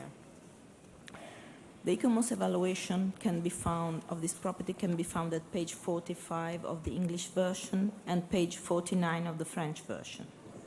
Next, please. This is a serial nomination including 5 component parts: Tiwega, Yamane, Kindibo, Bekui, Dorula. They include some 15 furnaces still standing, several furnace bases, assemblage of slag, mines, and some traces of dwelling, all spanning 2,500 years from the 8th century before Christian era to after 15th century AD. Tiwega consists of 3 still standing induced draft furnaces, 2.6 meter high, with conical shape and slag fragments around. Yamane includes 2 induced draft furnaces and several bases of other furnace type. The components also comprises scattered slag and anthropogenic mounds. Archaeological research dates the site between the 13th and the 14th century AD. Kindibo includes 3 still standing conical induced draft furnaces built in successive circles. They are believed to date from 10th to 11th century AD up to post-15th century AD. Extraction mines, access pits, and former dwellings, mound covered with potsherds, complete the component. Bekui differs from previous components for its spatial organization and the amounts of slag heaps found there. Underground and semi-underground natural air draft type furnaces are built with slag blocks bound with clay. Several dozens black-filled pits complete the property, whilst an iron ore mine was found at the edge of the buffer zone. The most ancient furnace, dating back to the 8th century before Christian era, is found at Dolula. It is shaped as a conical bowl in the ground with walls in laterite earth. Slag fields, an ore quarry, and anthropogenic mounds are also found there. The several property has been nominated under criterion 3, 4, and 6 because it bears emblematic testimony to ancient ferrous metallurgy in Burkina Faso, covering the whole technical system related to this technology. They also illustrate different morphological types of furnaces and different working modes of these furnaces, induced and natural air draft, diversity of construction techniques and materials, as well as epochs of construction. The state party has fully harnessed the evaluation process and through additional comparative study has demonstrated that in the context of the long iron sequence in Africa, the presence of still standing furnaces in Burkina Faso bears witness to socio-economical know-how based on skilled furnace construction, as well as on metal processing, which is still practiced, and blacksmiths are very much revered and respected in the social structure, contemporary social structure of villages. The state of conservation of the property caused concerns due to termite infestation of some of these furnaces, as well as some factors affecting the properties, including agricultural activities and tree growth in the vicinity of the archaeological remains. The additional information gives account of specific undertaken conservation measures with the involvement of the local communities, but conservation remains a challenge for the property that requires steady financial and human resources. Due to conservation issues, both integrity and authenticity are vulnerable, although the selection of the sites has been fully justified. The boundaries are appropriate for the property, and the buffer zone have been established through a participatory process of the local population. The combined legal and customary protection represents an advantage for the property as it involves local population and enhances their awareness.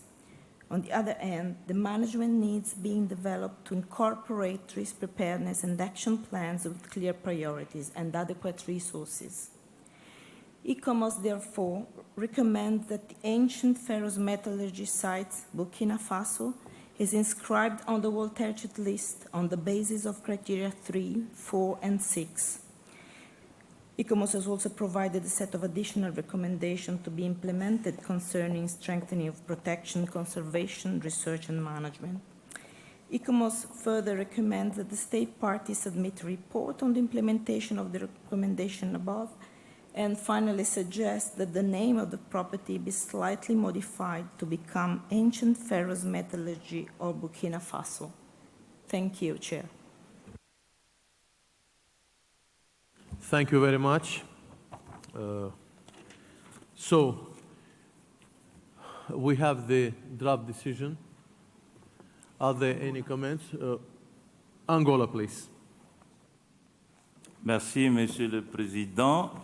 L'Angola aimerait féliciter l'État partie du Burkina Faso pour l'excellent dossier qu'ils ont soumis pour inscription et également féliciter l'ICOMOS pour le travail d'évaluation logique et rationnel qui a été fait sur ces dossiers importants dont nous sommes devant un site historique qui marque justement des civilisations africaines pour ce qui concerne les techniques de traitement du fer. J'ai eu le privilège, moi personnellement, le mois dernier, au mois de juin, de visiter un de ces sites à Kaya. Donc je suis devant un fait que j'ai vécu sur le terrain, qui montre jusqu'à quel point les populations africaines ont du génie pour pouvoir traiter certains matériaux et qui contribuent évidemment à l'économie locale, et comment ces sites, justement, essayent d'aider les populations locales à développer toute une série de produits dérivés à partir de ces minerais de fer. Donc nous sommes devant un site qui, non pas seulement enrichit la liste du patrimoine mondial, mais également va aider les populations locales à améliorer leurs conditions de vie. Donc nous félicitons encore une fois de plus l'État parti du Burkina Faso et encourageons l'État parti de continuer à travailler avec l'ICOMOS, notamment sur les recommandations qui ont été faites, d'améliorer les cadres de gestion et les défis de conservation que certains biens présentent. Donc nous pensons que cette collaboration va certainement aider et assister l'État parti à maintenir la valeur universelle de ces sites exceptionnels. Je vous remercie, Monsieur le Président. Merci à vous. Now, Uganda, please. Thank you, Mr. Chairman. Mr. Chairman, my delegation takes pride in the inscription of ancient ferrous metallurgy sites of Burkina Faso on the World Heritage List, and on behalf of the Africa Group 5A region, congratulations is due to the state party for coming this far.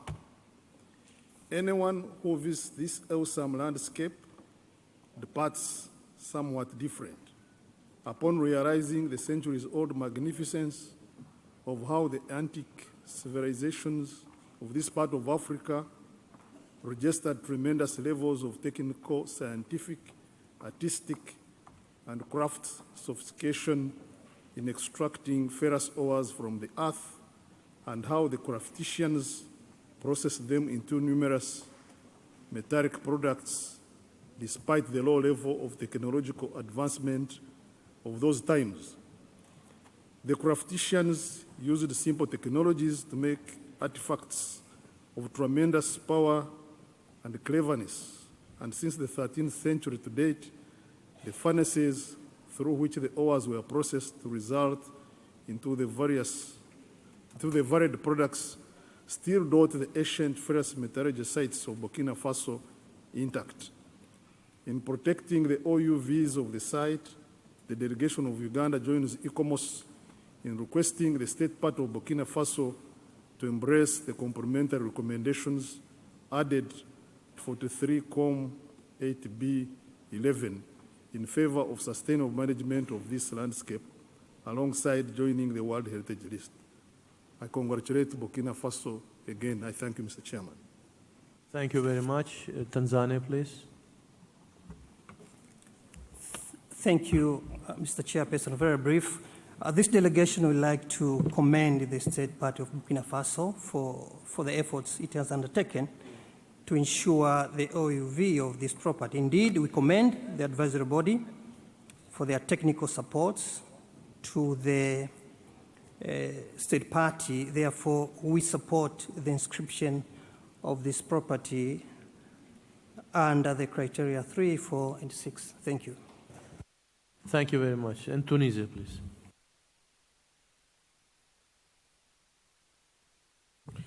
Merci, Monsieur le Président. La Tunisie voudrait tout d'abord remercier les organes consultatifs de nous avoir présenté un rapport extrêmement détaillé sur ce dossier, et nous voudrions aussi remercier l'État parti du remarquable travail qui a été fait. Je crois que c'est une inscription vers laquelle nous nous acheminons de quelque chose d'extrêmement important par rapport à l'ensemble de sites que le continent africain a jusque-là inscrits. C'est un bien en série, c'est un bien qui s'attache à beaucoup d'éléments de la culture africaine, sur la métallurgie ancienne, bien entendu, mais au-delà, et cela a été remarquablement souligné par le Centre du patrimoine mondial dans sa présentation sur l'extrême qualité de la préservation de l'ensemble des éléments, puisqu'on parle là de fours qui n'ont pas été démontés depuis leur installation,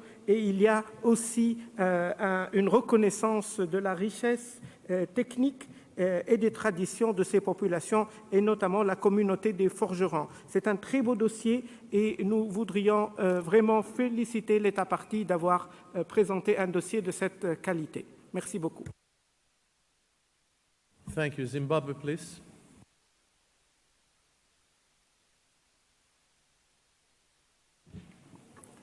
Thank you, Chair. Zimbabwe would like to add its voice to that of other states parties in congratulating the state party of Burkina Faso for the deserved inscription of its property, the ancient ferrous metallurgy sites, to the World Heritage List.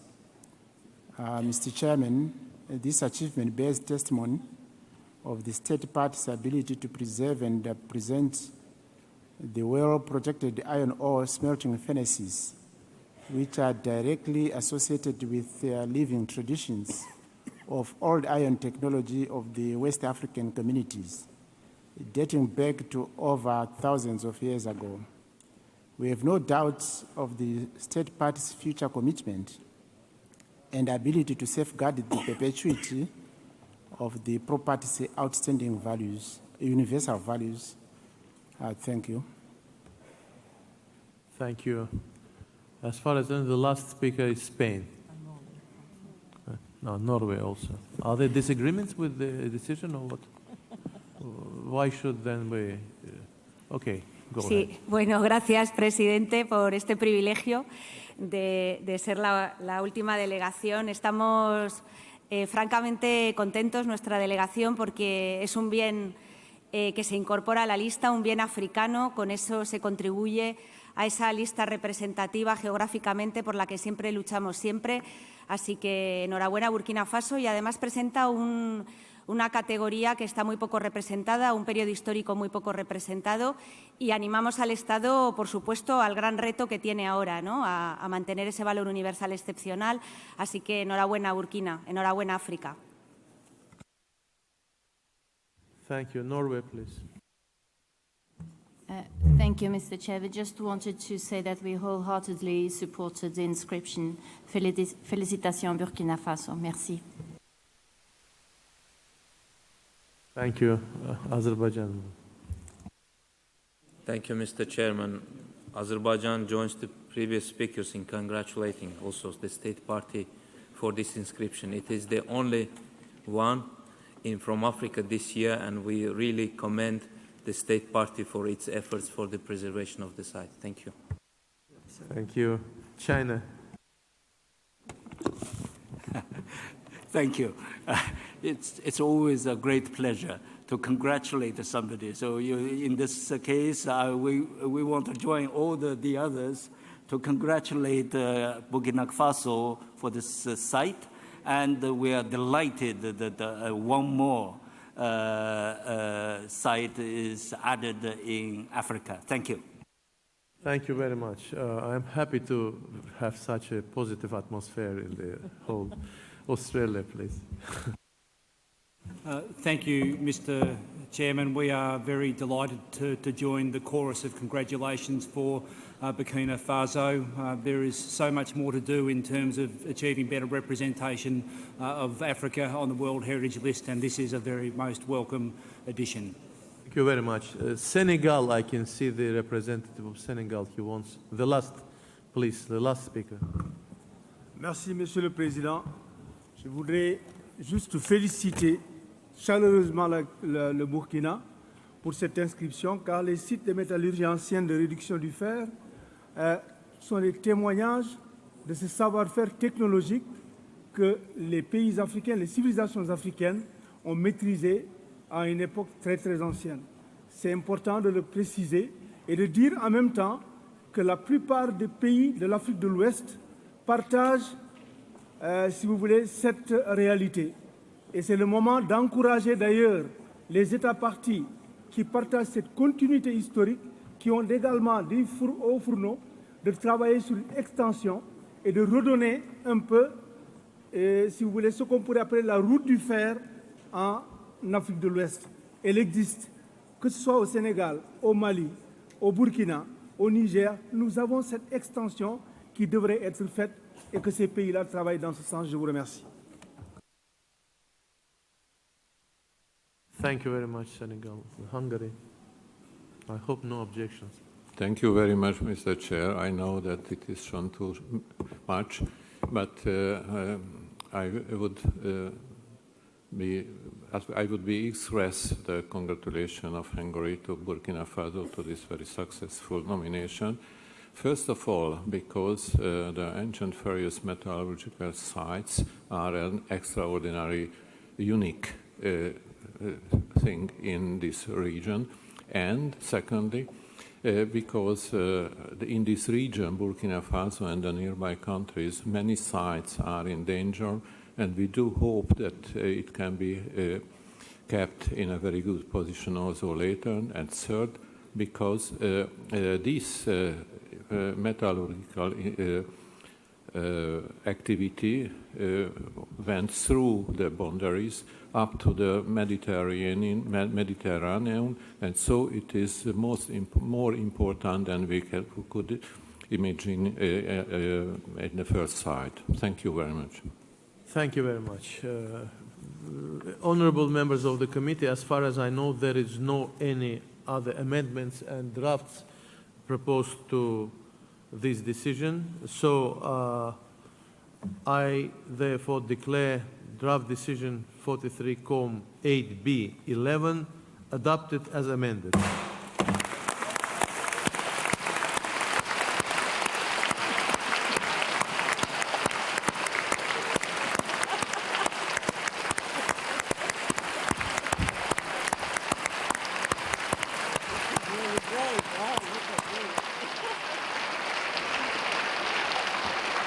Let me congratulate Burkina Faso on behalf of the entire committee for the inscription of this property to the World Heritage List. Burkina Faso, you have 2 minutes for the statement, please.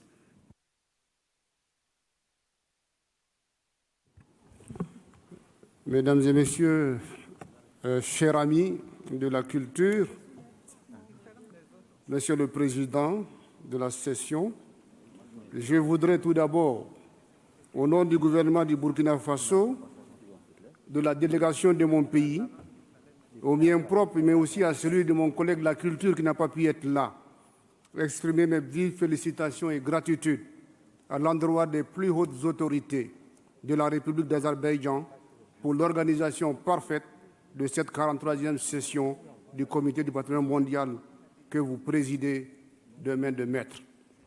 Je voudrais ensuite saluer Madame la Directrice générale de l'UNESCO et toute son équipe, et précisément Madame la Directrice du Centre du patrimoine mondial, le Fonds du patrimoine mondial, les experts du Comité du patrimoine mondial pour tous les soutiens multiformes dont mon pays a bénéficié pour aboutir aujourd'hui à l'inscription du site de métallurgie ancienne de fer au patrimoine mondial de l'UNESCO.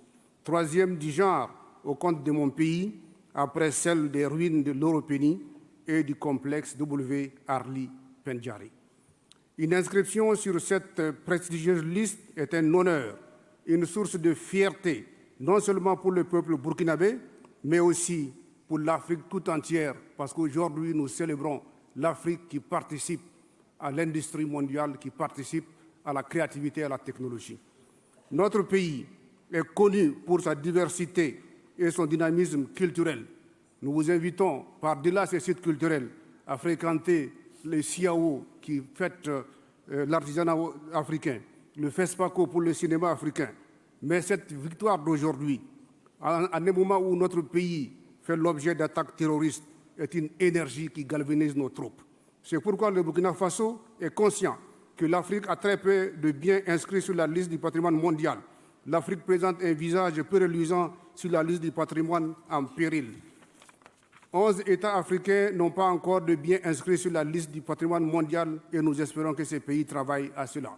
Pour cette nouvelle inscription portant sur une tradition qui existe depuis 3 millénaires, le Burkina Faso est disposé à renforcer la coopération autour de la métallurgie ancienne du fer, comme il l'a stipulé au niveau de l'objectif 4 du plan de gestion de sa proposition de nomination. C'est le lieu pour ma délégation et moi, tout en manifestant une satisfaction légitime, de nous sentir tout aussi interpellés sur la grande responsabilité qui est confiée à mon pays. Car le tout n'est pas d'inscrire un bien, mais il s'agit de le conserver, de le protéger. Je ne saurais terminer mon propos sans prendre l'engagement avec les experts du groupe Afrique, de toute l'Afrique, de travailler avec les autres gouvernements et États partis à la sauvegarde de notre patrimoine africain. Nous voudrions ensuite féliciter et remercier la grande équipe des experts, le groupe Afrique, mais aussi de dire que c'est un travail de synergie gouvernementale, de solidarité qui a porté ses fruits aujourd'hui. Et je voudrais qu'on puisse féliciter tous les experts qui nous ont accompagnés. Je vous remercie.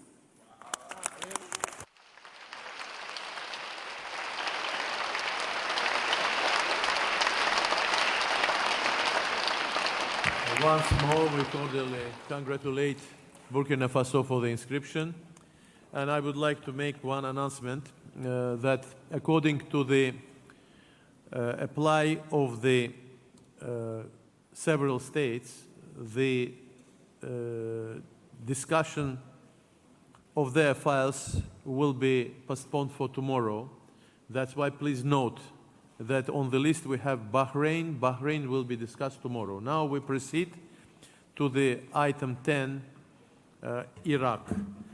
I would like to invite ICOMOS to present the nomination of Babylon, Iraq, item 8B.13, presented by Mr. Balsamo. Please.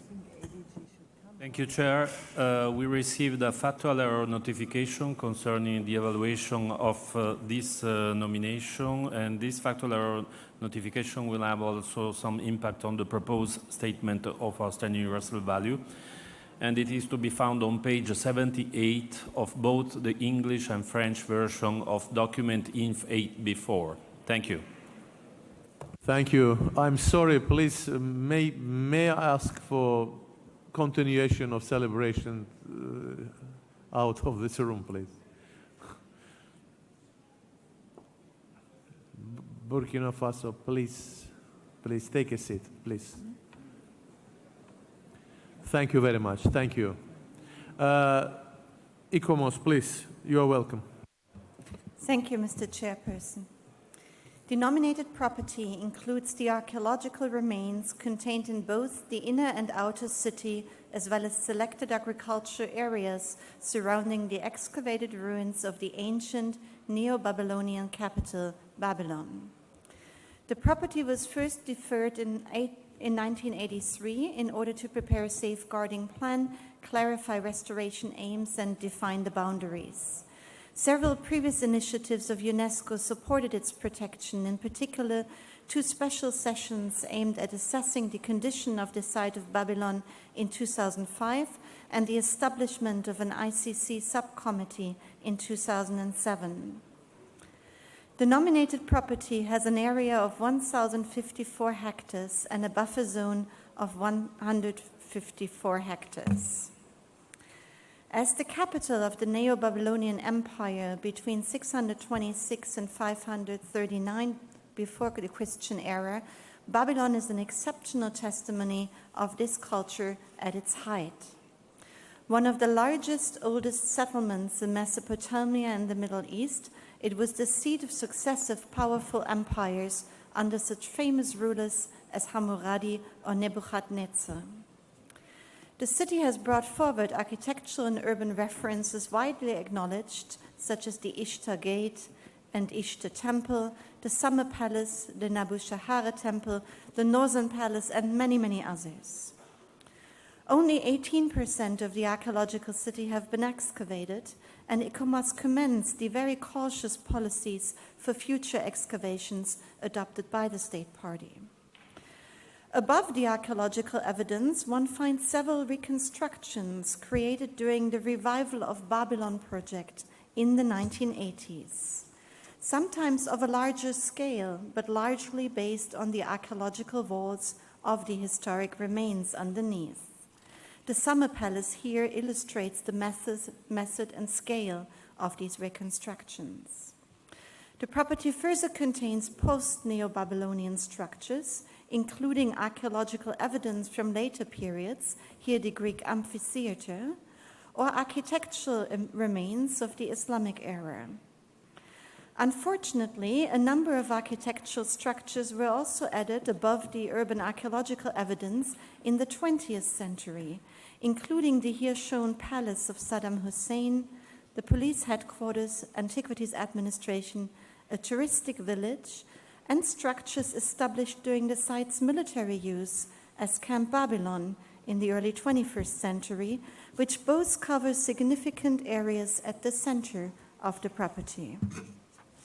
Further surface damages occurred in the context of the vehicular movements during the site military utilization.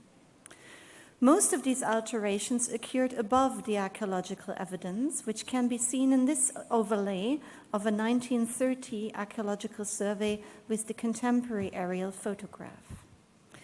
ICOMOS, in its evaluation process, considered that the 20th and 21st century above-ground alterations do not support outstanding universal value and should not be conceived as part of the property. It therefore, in the evaluation dialogue with the state party, recommended the development of a three-dimensional boundary definition, which was very positively responded to by the state party. The property now contains within it above-ground buffer zones, while the below-surface archaeological remains remain included in the property area. ICOMOS further notes that despite continuous efforts of the state party and the provision of considerable financial support by the Iraqi government, the property is in a precarious condition with several structures at the verge of collapse. ICOMOS considers that the property meets criteria 3 and 6, but that the qualifying conditions of both integrity and authenticity are at stake in terms of intactness and material evidence, given the extremely vulnerable condition of the site. The state of conservation of Babylon raises serious concerns, with many structures in urgent need of conservation and several at the verge of collapse. And ICOMOS considers that this critical state of conservation constitutes a clear threat to the integrity of the property in accordance with paragraph 179 of the operational guidelines. ICOMOS therefore recommends to inscribe Babylon simultaneously on the World Heritage List and the list of World Heritage in danger. The latter recommendation is by no means intended to penalize the state party for its many efforts to conserve the property and the significant funding it has made available in this regard. The recommendation to inscribe Babylon on the list of World Heritage in danger tends to draw international attention towards its very critical state and to call upon international technical cooperation towards developing the best possible strategies and methodologies for its international protection in line with Article 7 of the World Heritage Convention. Aspects of such international cooperation could also include the additional recommendations made by ICOMOS, in particular the preparation of a comprehensive conservation plan for the property. Further recommendations, including a reactive monitoring mission suggested to assist in developing the desired state of conservation, can be found in the draft decision before you. Thank you very much, Mr. Chairperson. Thank you very much. Do we have any comments, any interventions concerned with this file? Tunisia, please.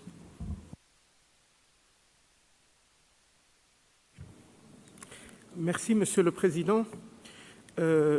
Je crois qu'avec ce site, nous touchons quelque chose d'extrêmement important et cela est apparu déjà dans les rapports faits par les organes consultatifs et également la présentation par le Centre, qu'ils en soient remerciés.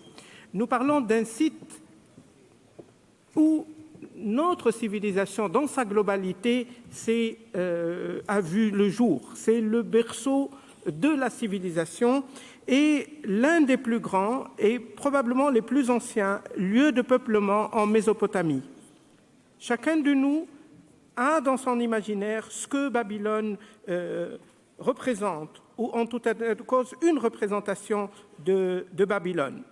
Je crois que de la présentation qu'on vient d'écouter, du rapport qui nous a été soumis et de l'ensemble de nos connaissances sur cette région et de son histoire, il est évident que l'inscription de Babylone sur la liste du patrimoine mondial vient combler une absence, d'ailleurs remarquable et remarquée dans cette liste.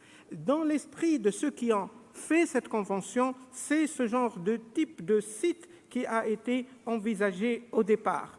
Et donc, c'est extrêmement important que nous complétions cette liste dans une direction de sa crédibilité, sa représentativité et son équilibre. Les points qui ont été soulignés et la vérification qui nous a été présentée des critères 3 et 6 est extrêmement importante. On y souligne le témoignage le plus exceptionnel de cette culture à son apogée. Et bien évidemment, quand on parle de critère 6, chacun de nous a à l'esprit, depuis son enfance, ce que la tour de Babel et ce que les jardins suspendus constituent dans notre imaginaire. Tous ces éléments montrent que c'est vraiment un moment important dans l'histoire de cette liste que nous vivons ce soir. Tout cela plaide en faveur de son inscription, ce que les organes consultatifs confortent aussi. Tout au plus, nous avons vu, et nous y sommes extrêmement sensibles, une proposition de l'inscrire tout en le faisant figurer en même temps sur la liste du patrimoine en péril. Je ne vous cache pas que les critères et les éléments qui ont été présentés sont absolument importants, sont à prendre en considération, sauf que je crois que c'est important de souligner ce qui est proposé dans cette direction.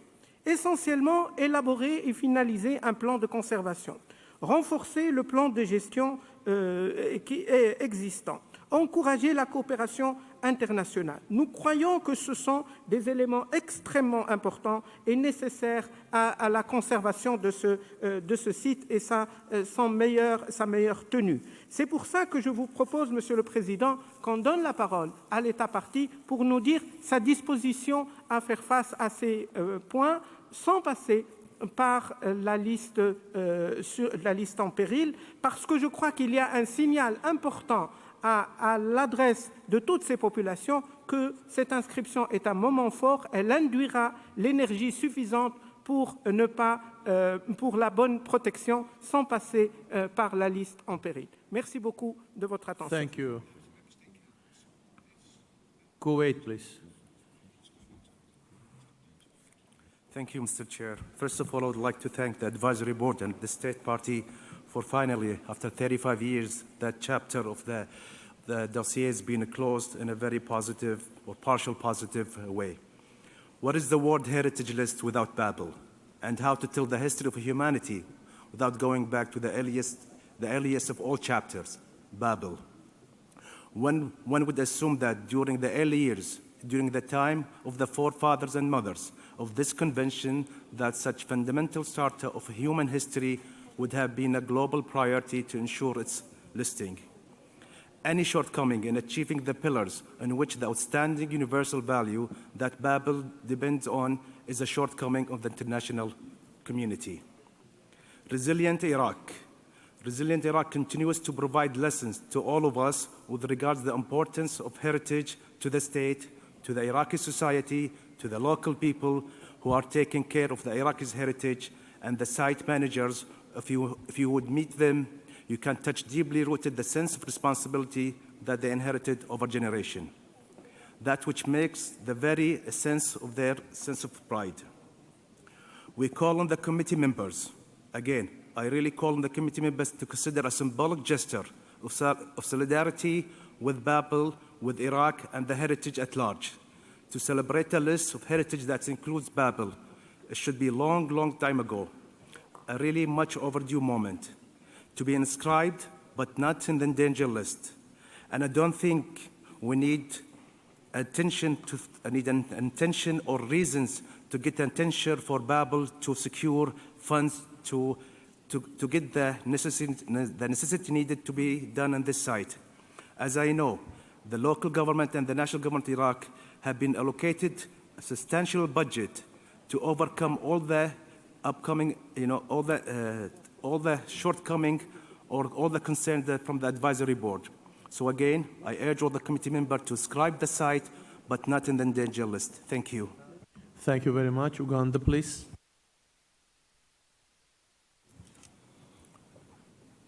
Thank you very much, Chairperson.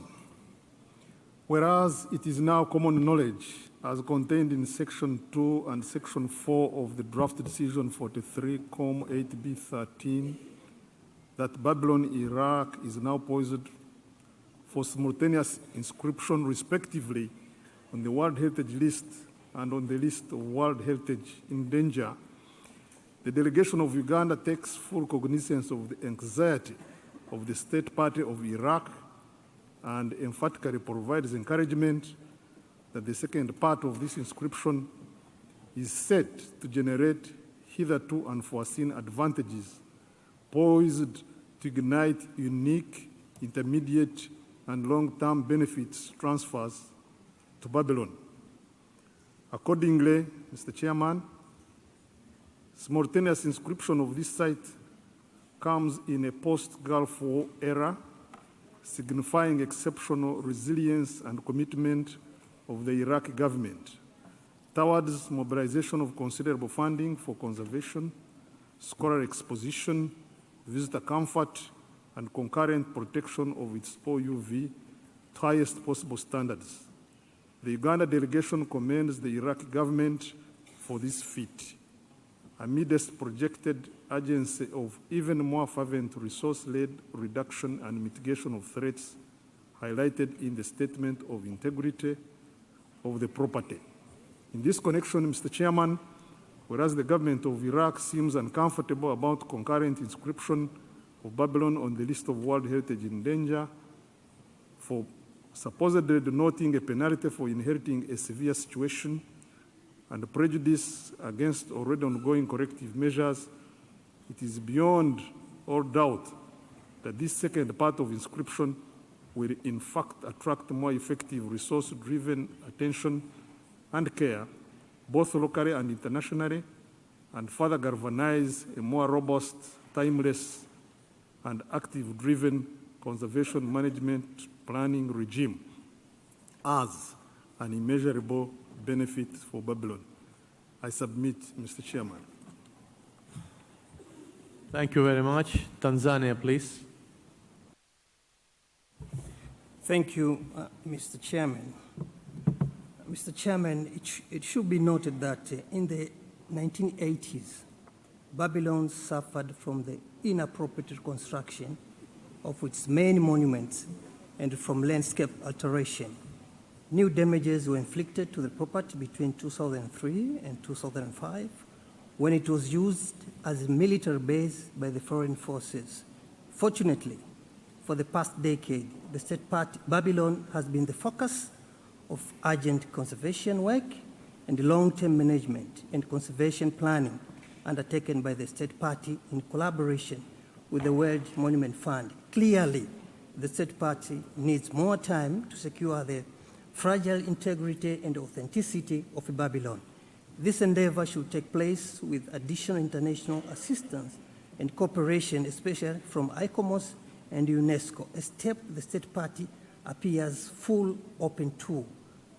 Tanzania, therefore, is of the view that in such circumstances, and at this stage, there appears to be no justification for inscribing simultaneously the property on the World Heritage List in danger. Therefore, we support the amendments. Thank you. Thank you very much. Bahrain, please. Thank you, Mr. Chair. We would like to thank ICOMOS for their thorough presentation, which clearly outlines the efforts made by the State Party of Iraq in demonstrating the clear OUV of the property in this previously deferred nomination file. The danger listing mechanism is seen by Bahrain as an opportunity to highlight the need for international cooperation and financial and technical support. The government of Iraq has pledged sufficient funding over the next 5 years and sustains ongoing international cooperation with the World's Monuments Fund. We therefore doubt that the danger listing proposition could bring these benefits in the case of Babylon. We request that ICOMOS clarifies and elaborates on the proposition for danger listing and how that will benefit the state party. We would also like to ask the State Party of Iraq to outline to the committee its existing and projected plan to ensure a desired state of conservation of the property in line with the advisory body's advice and guidelines. Bahrain reiterates its commitment to the support of all Arab states in the implementation of the Convention through the Arab Regional Center for World Heritage, and we look forward to continue our cooperation with Iraq on this matter. Thank you, Mr. Chair. Thank you very much. Brazil, please. Thank you very much, Mr. President. I would like to express our great satisfaction with the proposal of inscription of Babylon as an archaeological and symbolic site, a testimony to one of the most important civilizations of the ancient world, which left the whole world a remarkable cultural and scientific legacy. As to the recommendation to inscribe the site on the list of World Heritage in danger, we would like to call the attention of this committee to the negative message that we would be passing to potential tourists to the region who would perhaps associate list in danger to threats of violent terrorist attacks. We therefore do not favor the immediate inscription of the site on the list of World Heritage in danger, especially considering that the integrity of most of the site is not affected, considering that 82% of the site is still to be excavated. Thank you very much, Mr. President. Thank you very much. Indonesia, please. Thank you, Mr. Chairman. Indonesia would like to praise the Republic of Iraq for its well-prepared nomination provision for the inscription of the Babylon archaeological site in the World Heritage List. The site is the most exceptional testimony of great empires once reigned in the Mesopotamia and Middle East, which have been renowned worldwide for its cultural achievement as one of the most important milestones in the history of world civilization. Indonesia recognizes the state of conservation of the property, which suffer from severe damage caused by non-standard reconstruction and a long-lasting conflict in the past. However, Indonesia believes the strong commitment of the state party to take all the necessary measures to protect, conserve, and manage the property. The advisory body reports that the state party has committed to provide a considerable fund to ensure the conservation, study, and presentation of the property to international standard. Furthermore, the well-prepared management plan shows both federal and provincial government commitment with involvement of local and international communities to protect, study, manage, and monitor the state of conservation of the property. Indonesia would support the amendment proposed by the delegate of Tunisia and others to delete paragraph 4 of the draft decision and not to inscribe Babylon in the list of World Heritage in danger. Thank you. Thank you very much. Cuba, please. Gracias, señor presidente. Varias delegaciones que me han precedido han fundamentado el valor y la excepcionalidad de este sitio, que creo que es indudable. Para nosotros, sin duda, es un referente y una necesidad de inscribirlo en la lista del patrimonio mundial. Sin embargo, a su vez, consideramos que la posibilidad de darle al Estado parte de seguir gestionando, de seguir solucionando los problemas del sitio, puede marcar un punto de viraje con relación a la situación tan compleja que ha existido en la región y particularmente en Irak. Por eso abogamos por la inscripción del sitio en la lista del patrimonio mundial y porque no se incluya en la lista del patrimonio en peligro. Gracias. Clear. Azerbaijan, please.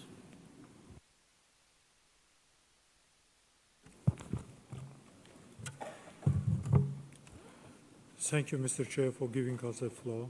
Babylon is one of the most famous cultural heritage of the world. We heard about this unique cultural site of Hanging Gardens of Babylon in childhood, and it was reminded us later in the 1970s with the beautiful song River of the Babylon. It's not necessary to talk how the Babylon is valuable for all humanity.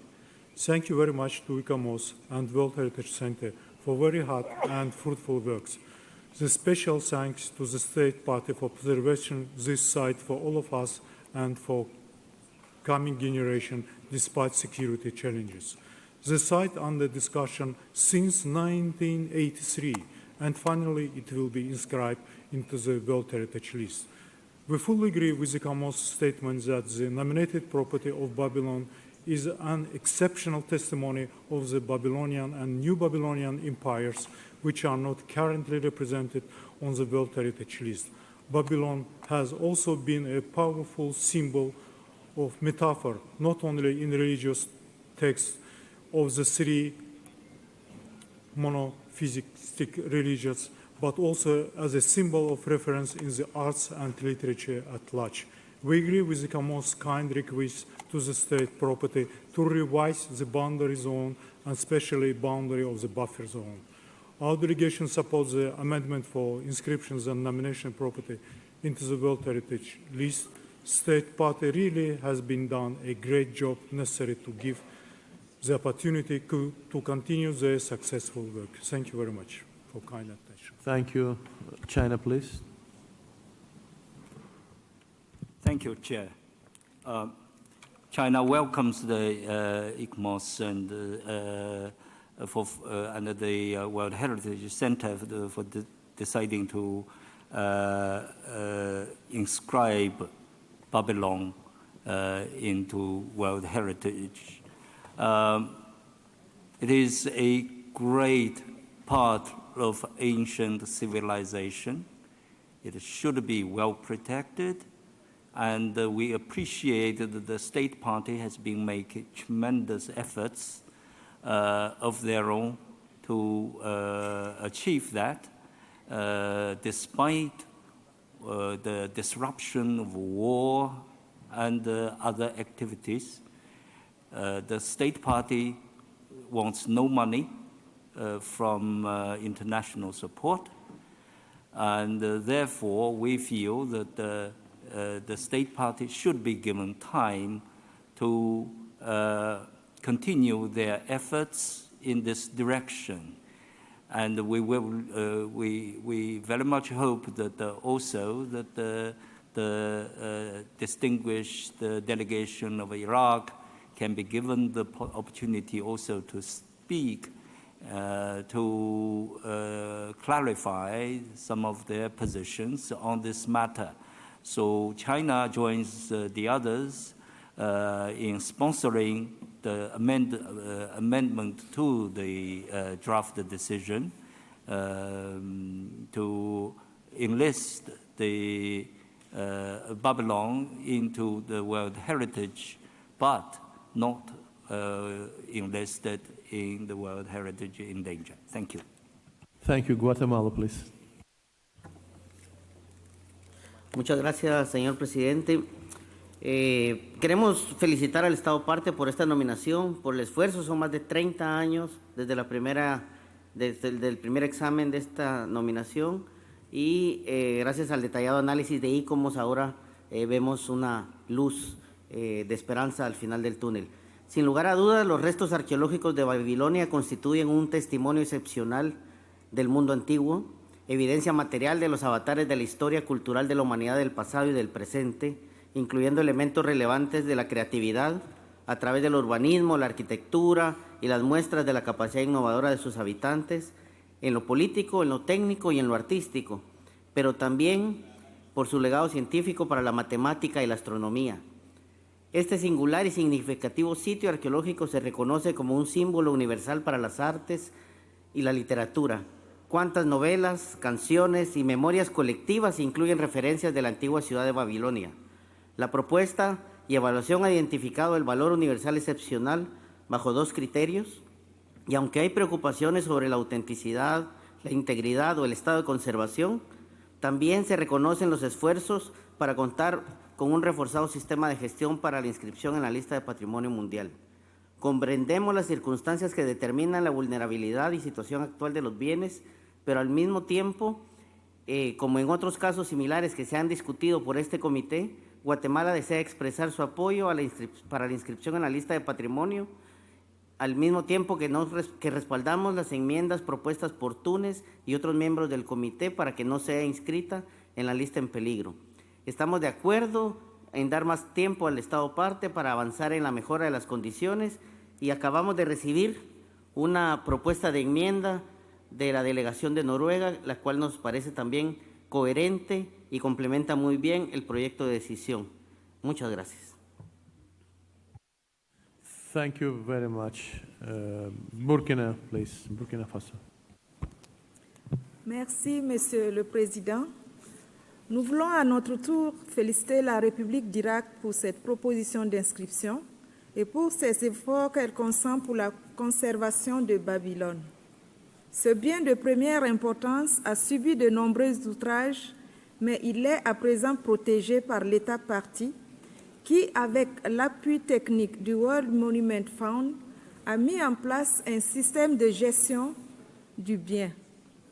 Il mène également un programme de conservation d'urgence et permet à ses professionnels de se mettre à niveau. L'Irak dédie un budget conséquent à ses efforts, alors même que ce pays a été frappé par des conflits successifs et est en phase de reconstruction. Sans doute, beaucoup reste encore à faire pour permettre à Babylone d'atteindre un état de conservation optimal. Mais il ne fait pas de doute que l'Irak est fermement engagé dans cette démarche et a les moyens de le mener à bien dans un délai raisonnable. Aussi, mon pays estime non justifiée la proposition de l'inscrire simultanément sur la liste du patrimoine en péril. Nous appuyons donc de ce fait l'amendement pour son inscription sur la liste du patrimoine mondial. Je vous remercie. Thank you very much. Thank you very much. Spain, please.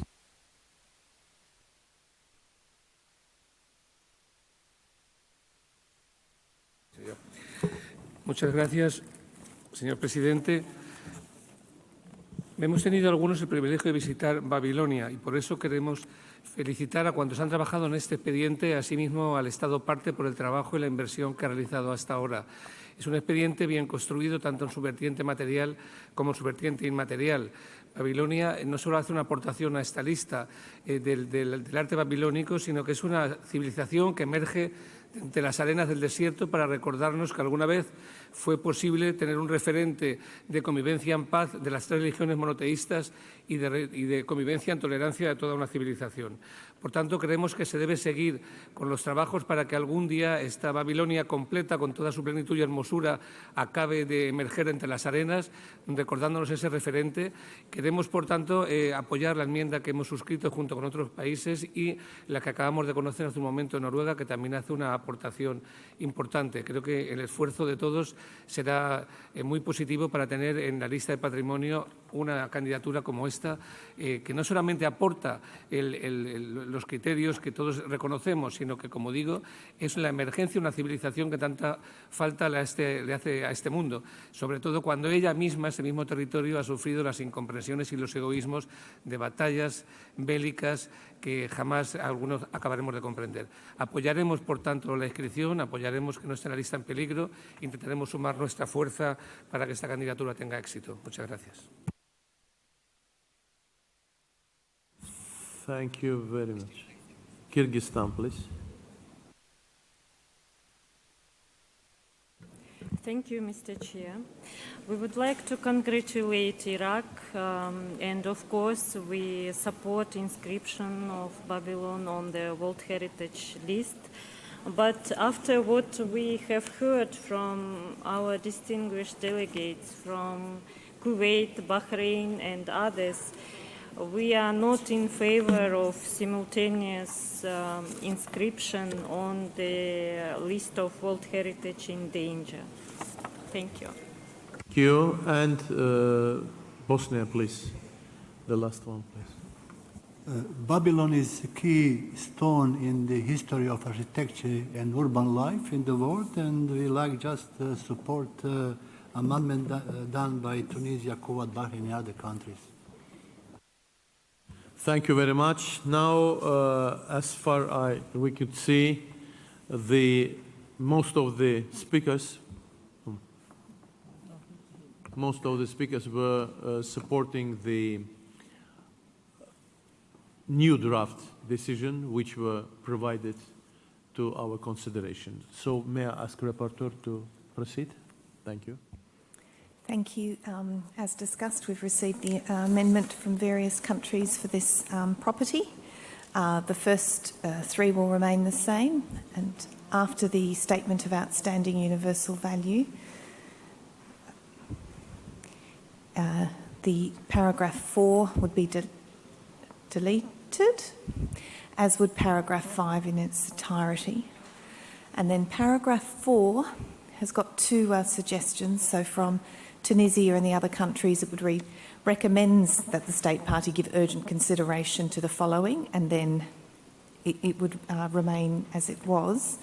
Norway are suggesting an amendment which is to invite, consideration of the following, inviting a joint World Heritage Centre and ICOMOS advisory mission to the property as soon as possible to jointly establish an immediate action plan and roadmap for the development of a detailed conservation and emergency stabilisation strategy for the property.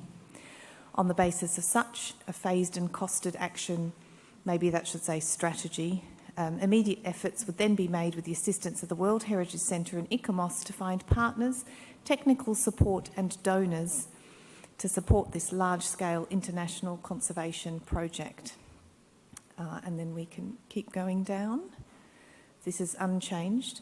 Paragraph 5 then requests the state party to submit to the World Heritage Centre by 1 February 2020 a report on the implementation of the above-mentioned recommendations for examination by the World Heritage Committee at its 44th session in 2020.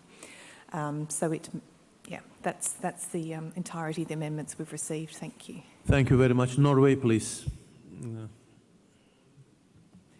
Thank you, Mr. Chair.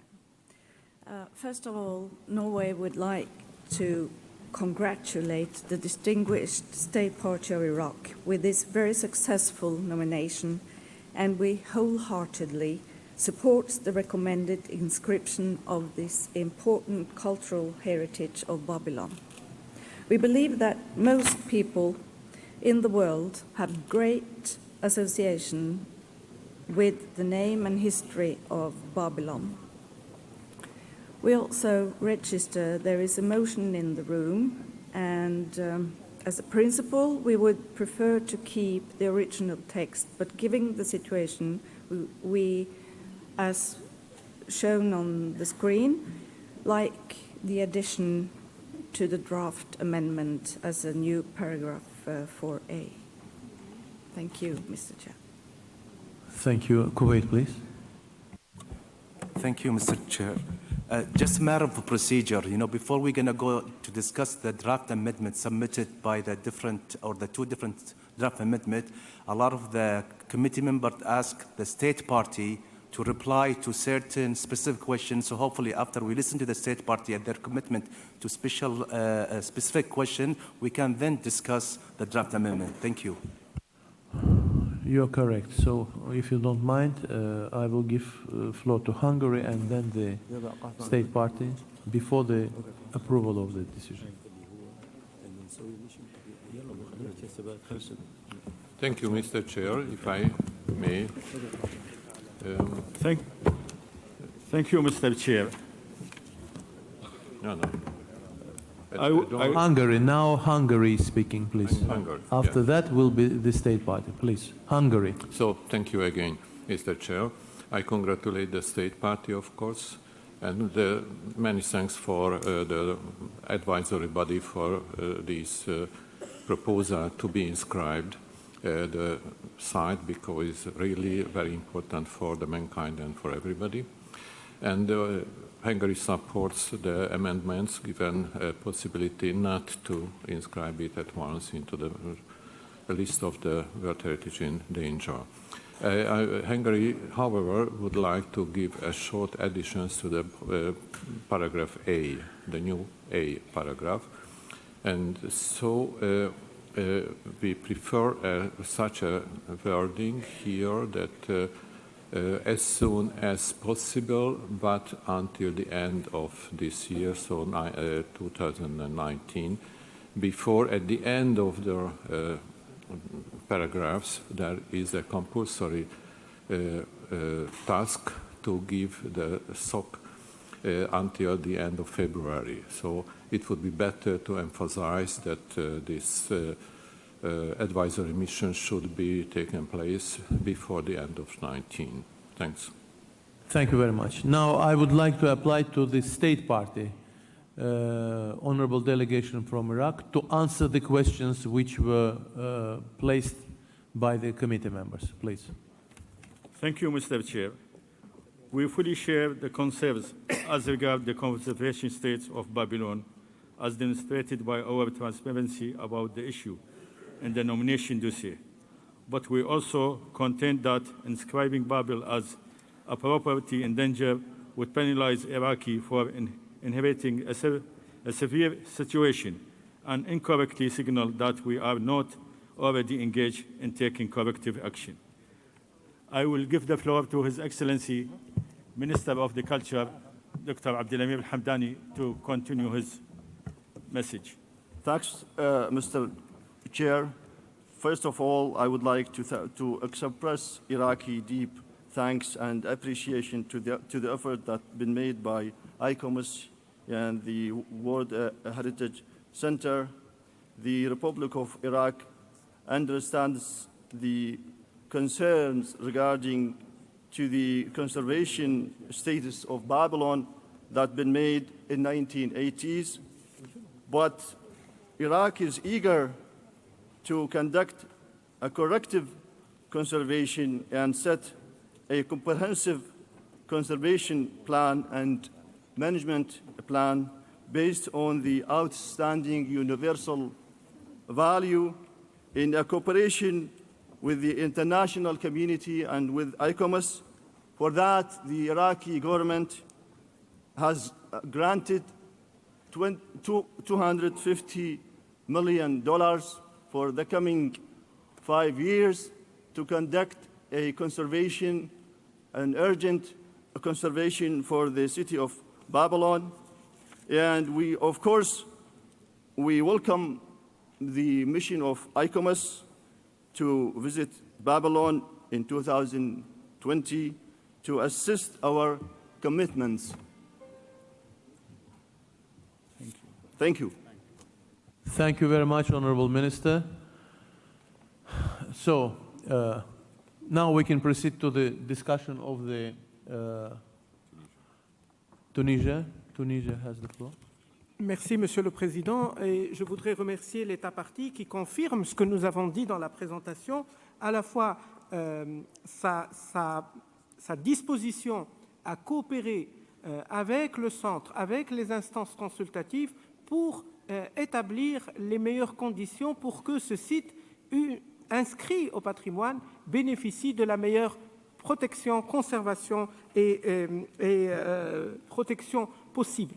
Ça, c'est le premier point. Le deuxième, il y a un financement disponible pour cela. Donc, nous n'allons pas perdre du temps à chercher à lever des fonds, ce qui est extrêmement sensible par rapport à la question du temps de mise en place de tous ces mécanismes. La deuxième chose, sur le plan du principe, l'État partie est prêt à recevoir. Et donc, il n'y a pas lieu, je crois, d'aller dans notre décision à consigner cela, puisque cela a été admis par l'État partie devant nous. Donc je voudrais à la fois appuyer le projet d'amendement tel qu'on l'a présenté et deuxièmement féliciter l'État partie pour l'esprit de coopération et l'esprit de s'insérer dans les conditions de notre réflexion commune aujourd'hui. Il y a lieu, je crois, comme on reconnaît l'élément historique dans sa grandeur et dans sa beauté, il faut ajouter à cela la confiance que l'on doit avoir à l'endroit de l'État partie.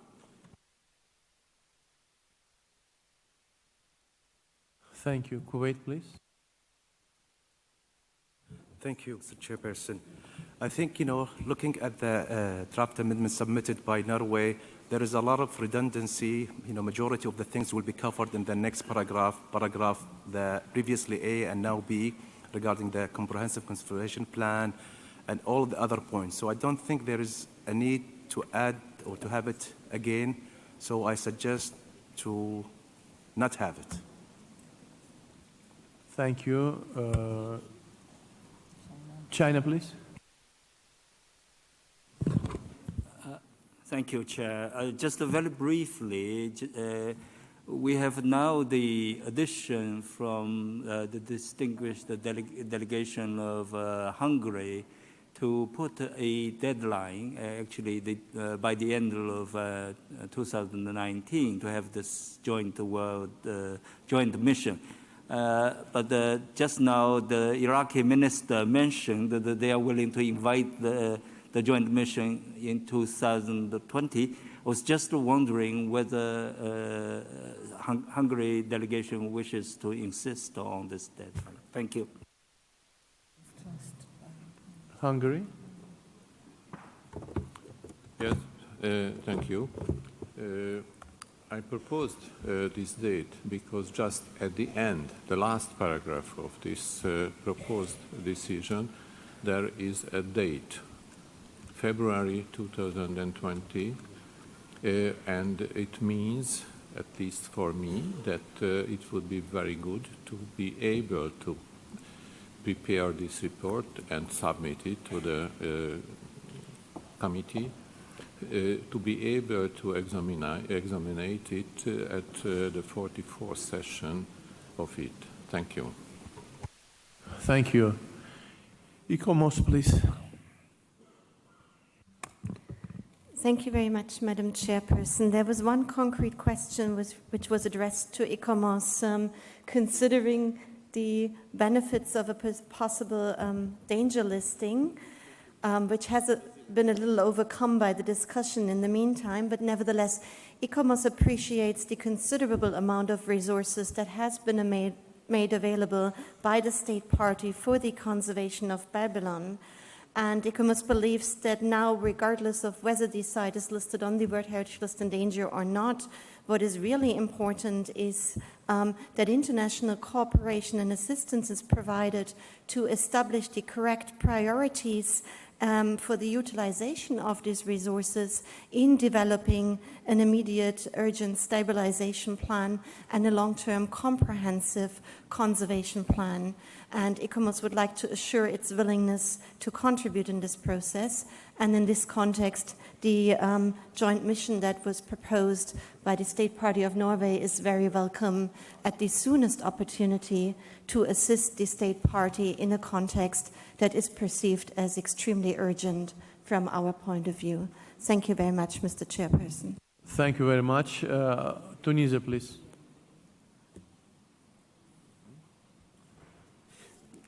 Merci, Monsieur le Président. Je crois que l'intention de la proposition norvégienne est tout ce qu'il y a de plus saluable et salutaire, mais avec ce que nous venons d'entendre de la part du ministre irakien qui a dit ouvertement devant toute la communauté internationale sa disposition à recevoir une délégation.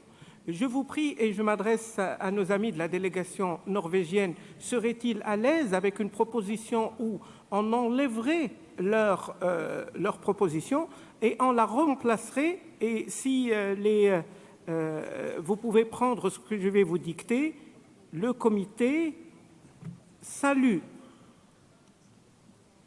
la disposition de l'État partie à recevoir dans les plus brefs délais une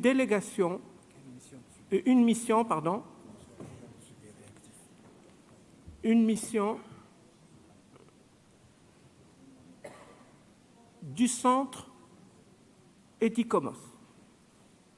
Est-ce que cette partie-là pourrait-elle remplacer la proposition norvégienne? Et je m'adresse à nos amis de la Norvège. Qu'est-ce qu'ils pensent de ma proposition?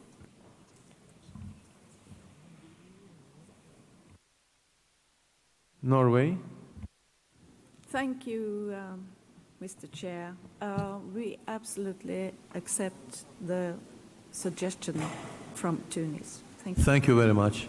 So I think that our rapporteur has some ideas how to figure it out, and so you're welcome. Actually, Mr. Chair, if the paragraph is amended to be mostly deleted, my value is gone. Thank you. So I think that we can proceed with the approval of the document.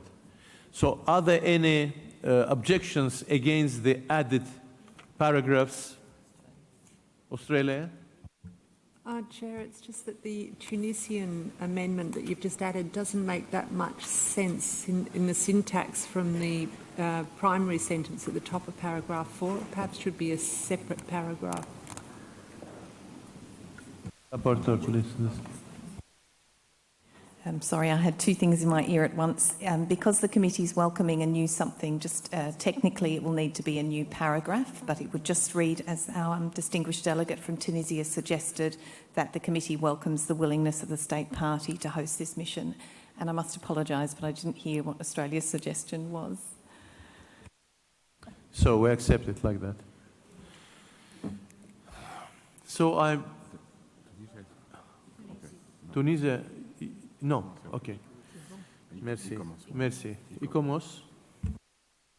Thank you very much, Mr. Chairperson. Given that the mission has now been divided from the content of what the mission was supposed to achieve in the previous paragraph, it would indeed be very helpful if a few words could be added to specify what the objective of this mission would be. Thank you very much.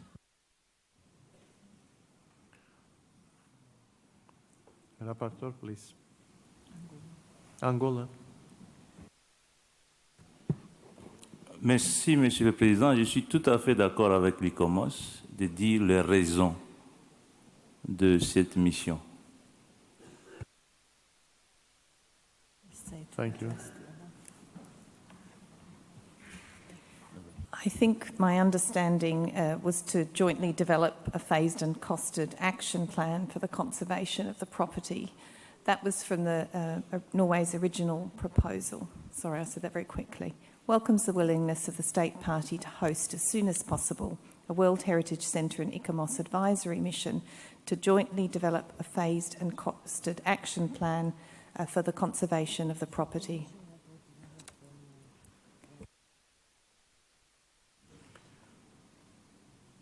No other versions? Tunisia, I see again you. Merci, Monsieur le Président. La Tunisie est tout à fait d'accord avec la proposition à la fois d'ICOMOS et de Madame le rapporteur.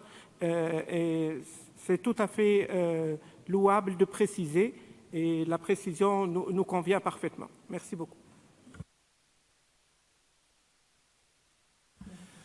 Thank you. So,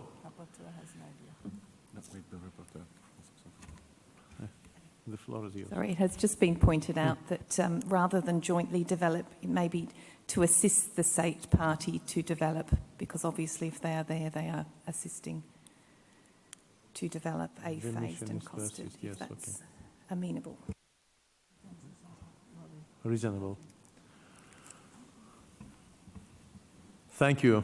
Thank you for so dedicated discussion of the item, which is really reflect the interest of the whole world with the name connected with the name of Babylon. So I would like to propose you to approve this decision in whole, because we already agreed on the amendments and the changes in the text. You don't mind? I don't see any objection.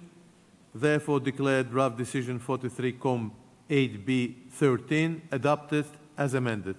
Approved.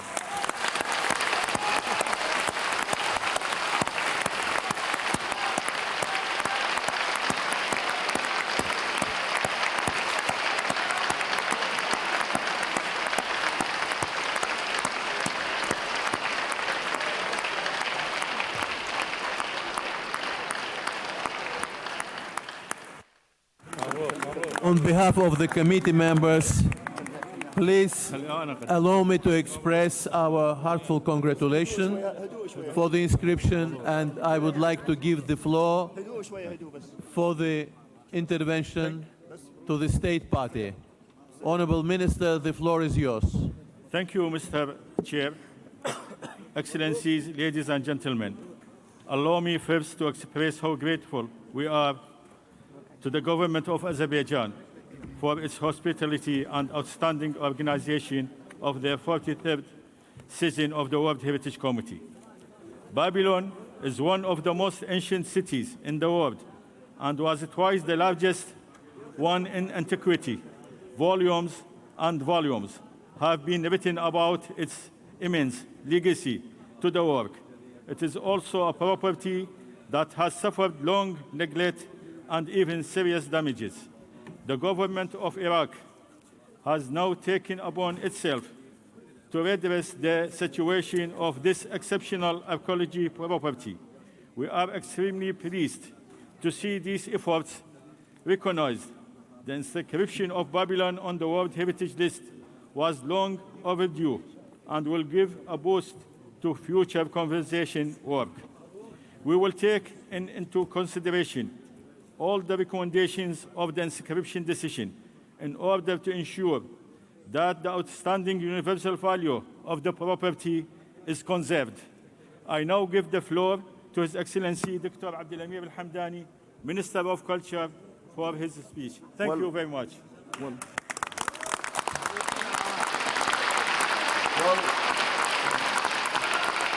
Thank you all. Thanks for Azerbaijan government. Thanks for the UNESCO. Thanks for the Iucn. Thanks for the World Heritage Center. Thanks for the 21 countries in the committee. For us, inscribing Babylon is a reward to the Iraqi people who just defeated ISIS on behalf of the international community. I invite you all to visit Babylon, to visit Mesopotamia, the cradle of civilization. Thank you so much.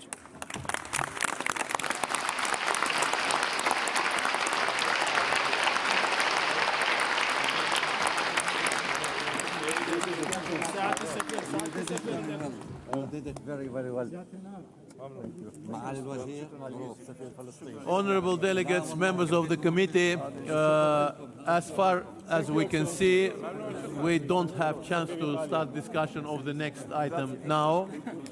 So we will move all other discussions for tomorrow, and before finalizing the session, I would like to ask Mrs. Rossler to give some information. Thank you very much, Mr. Chair. So tonight we have two events with indigenous peoples. One on indigenous languages for the conservation of World Heritage, organized by the World Heritage Center in Parks, Canada, Room B2, which is followed by the Indigenous Engagement in World Heritage Processes, the International Indigenous Peoples Forum for World Heritage in B2. Then we have Building Leadership for Climate Adaptation, World Heritage Center in Room A6. And then we also have the Thai Night with presentations of the use of IT in the conservation of cultural heritage sites. That's it, Mr. Chair. Thank you. Thank you very much. Please note that we still have the opened item on Thailand. The working group is supposed to meet today after this closing. And we hope that the decision will be proposed in the morning. If no, we will request the time for considering. We will appoint the other time for considering. Tomorrow the Bureau will meet at 9:30 and the session will resume its work at the morning session at 10 o'clock. Have a nice evening. Thank you very much.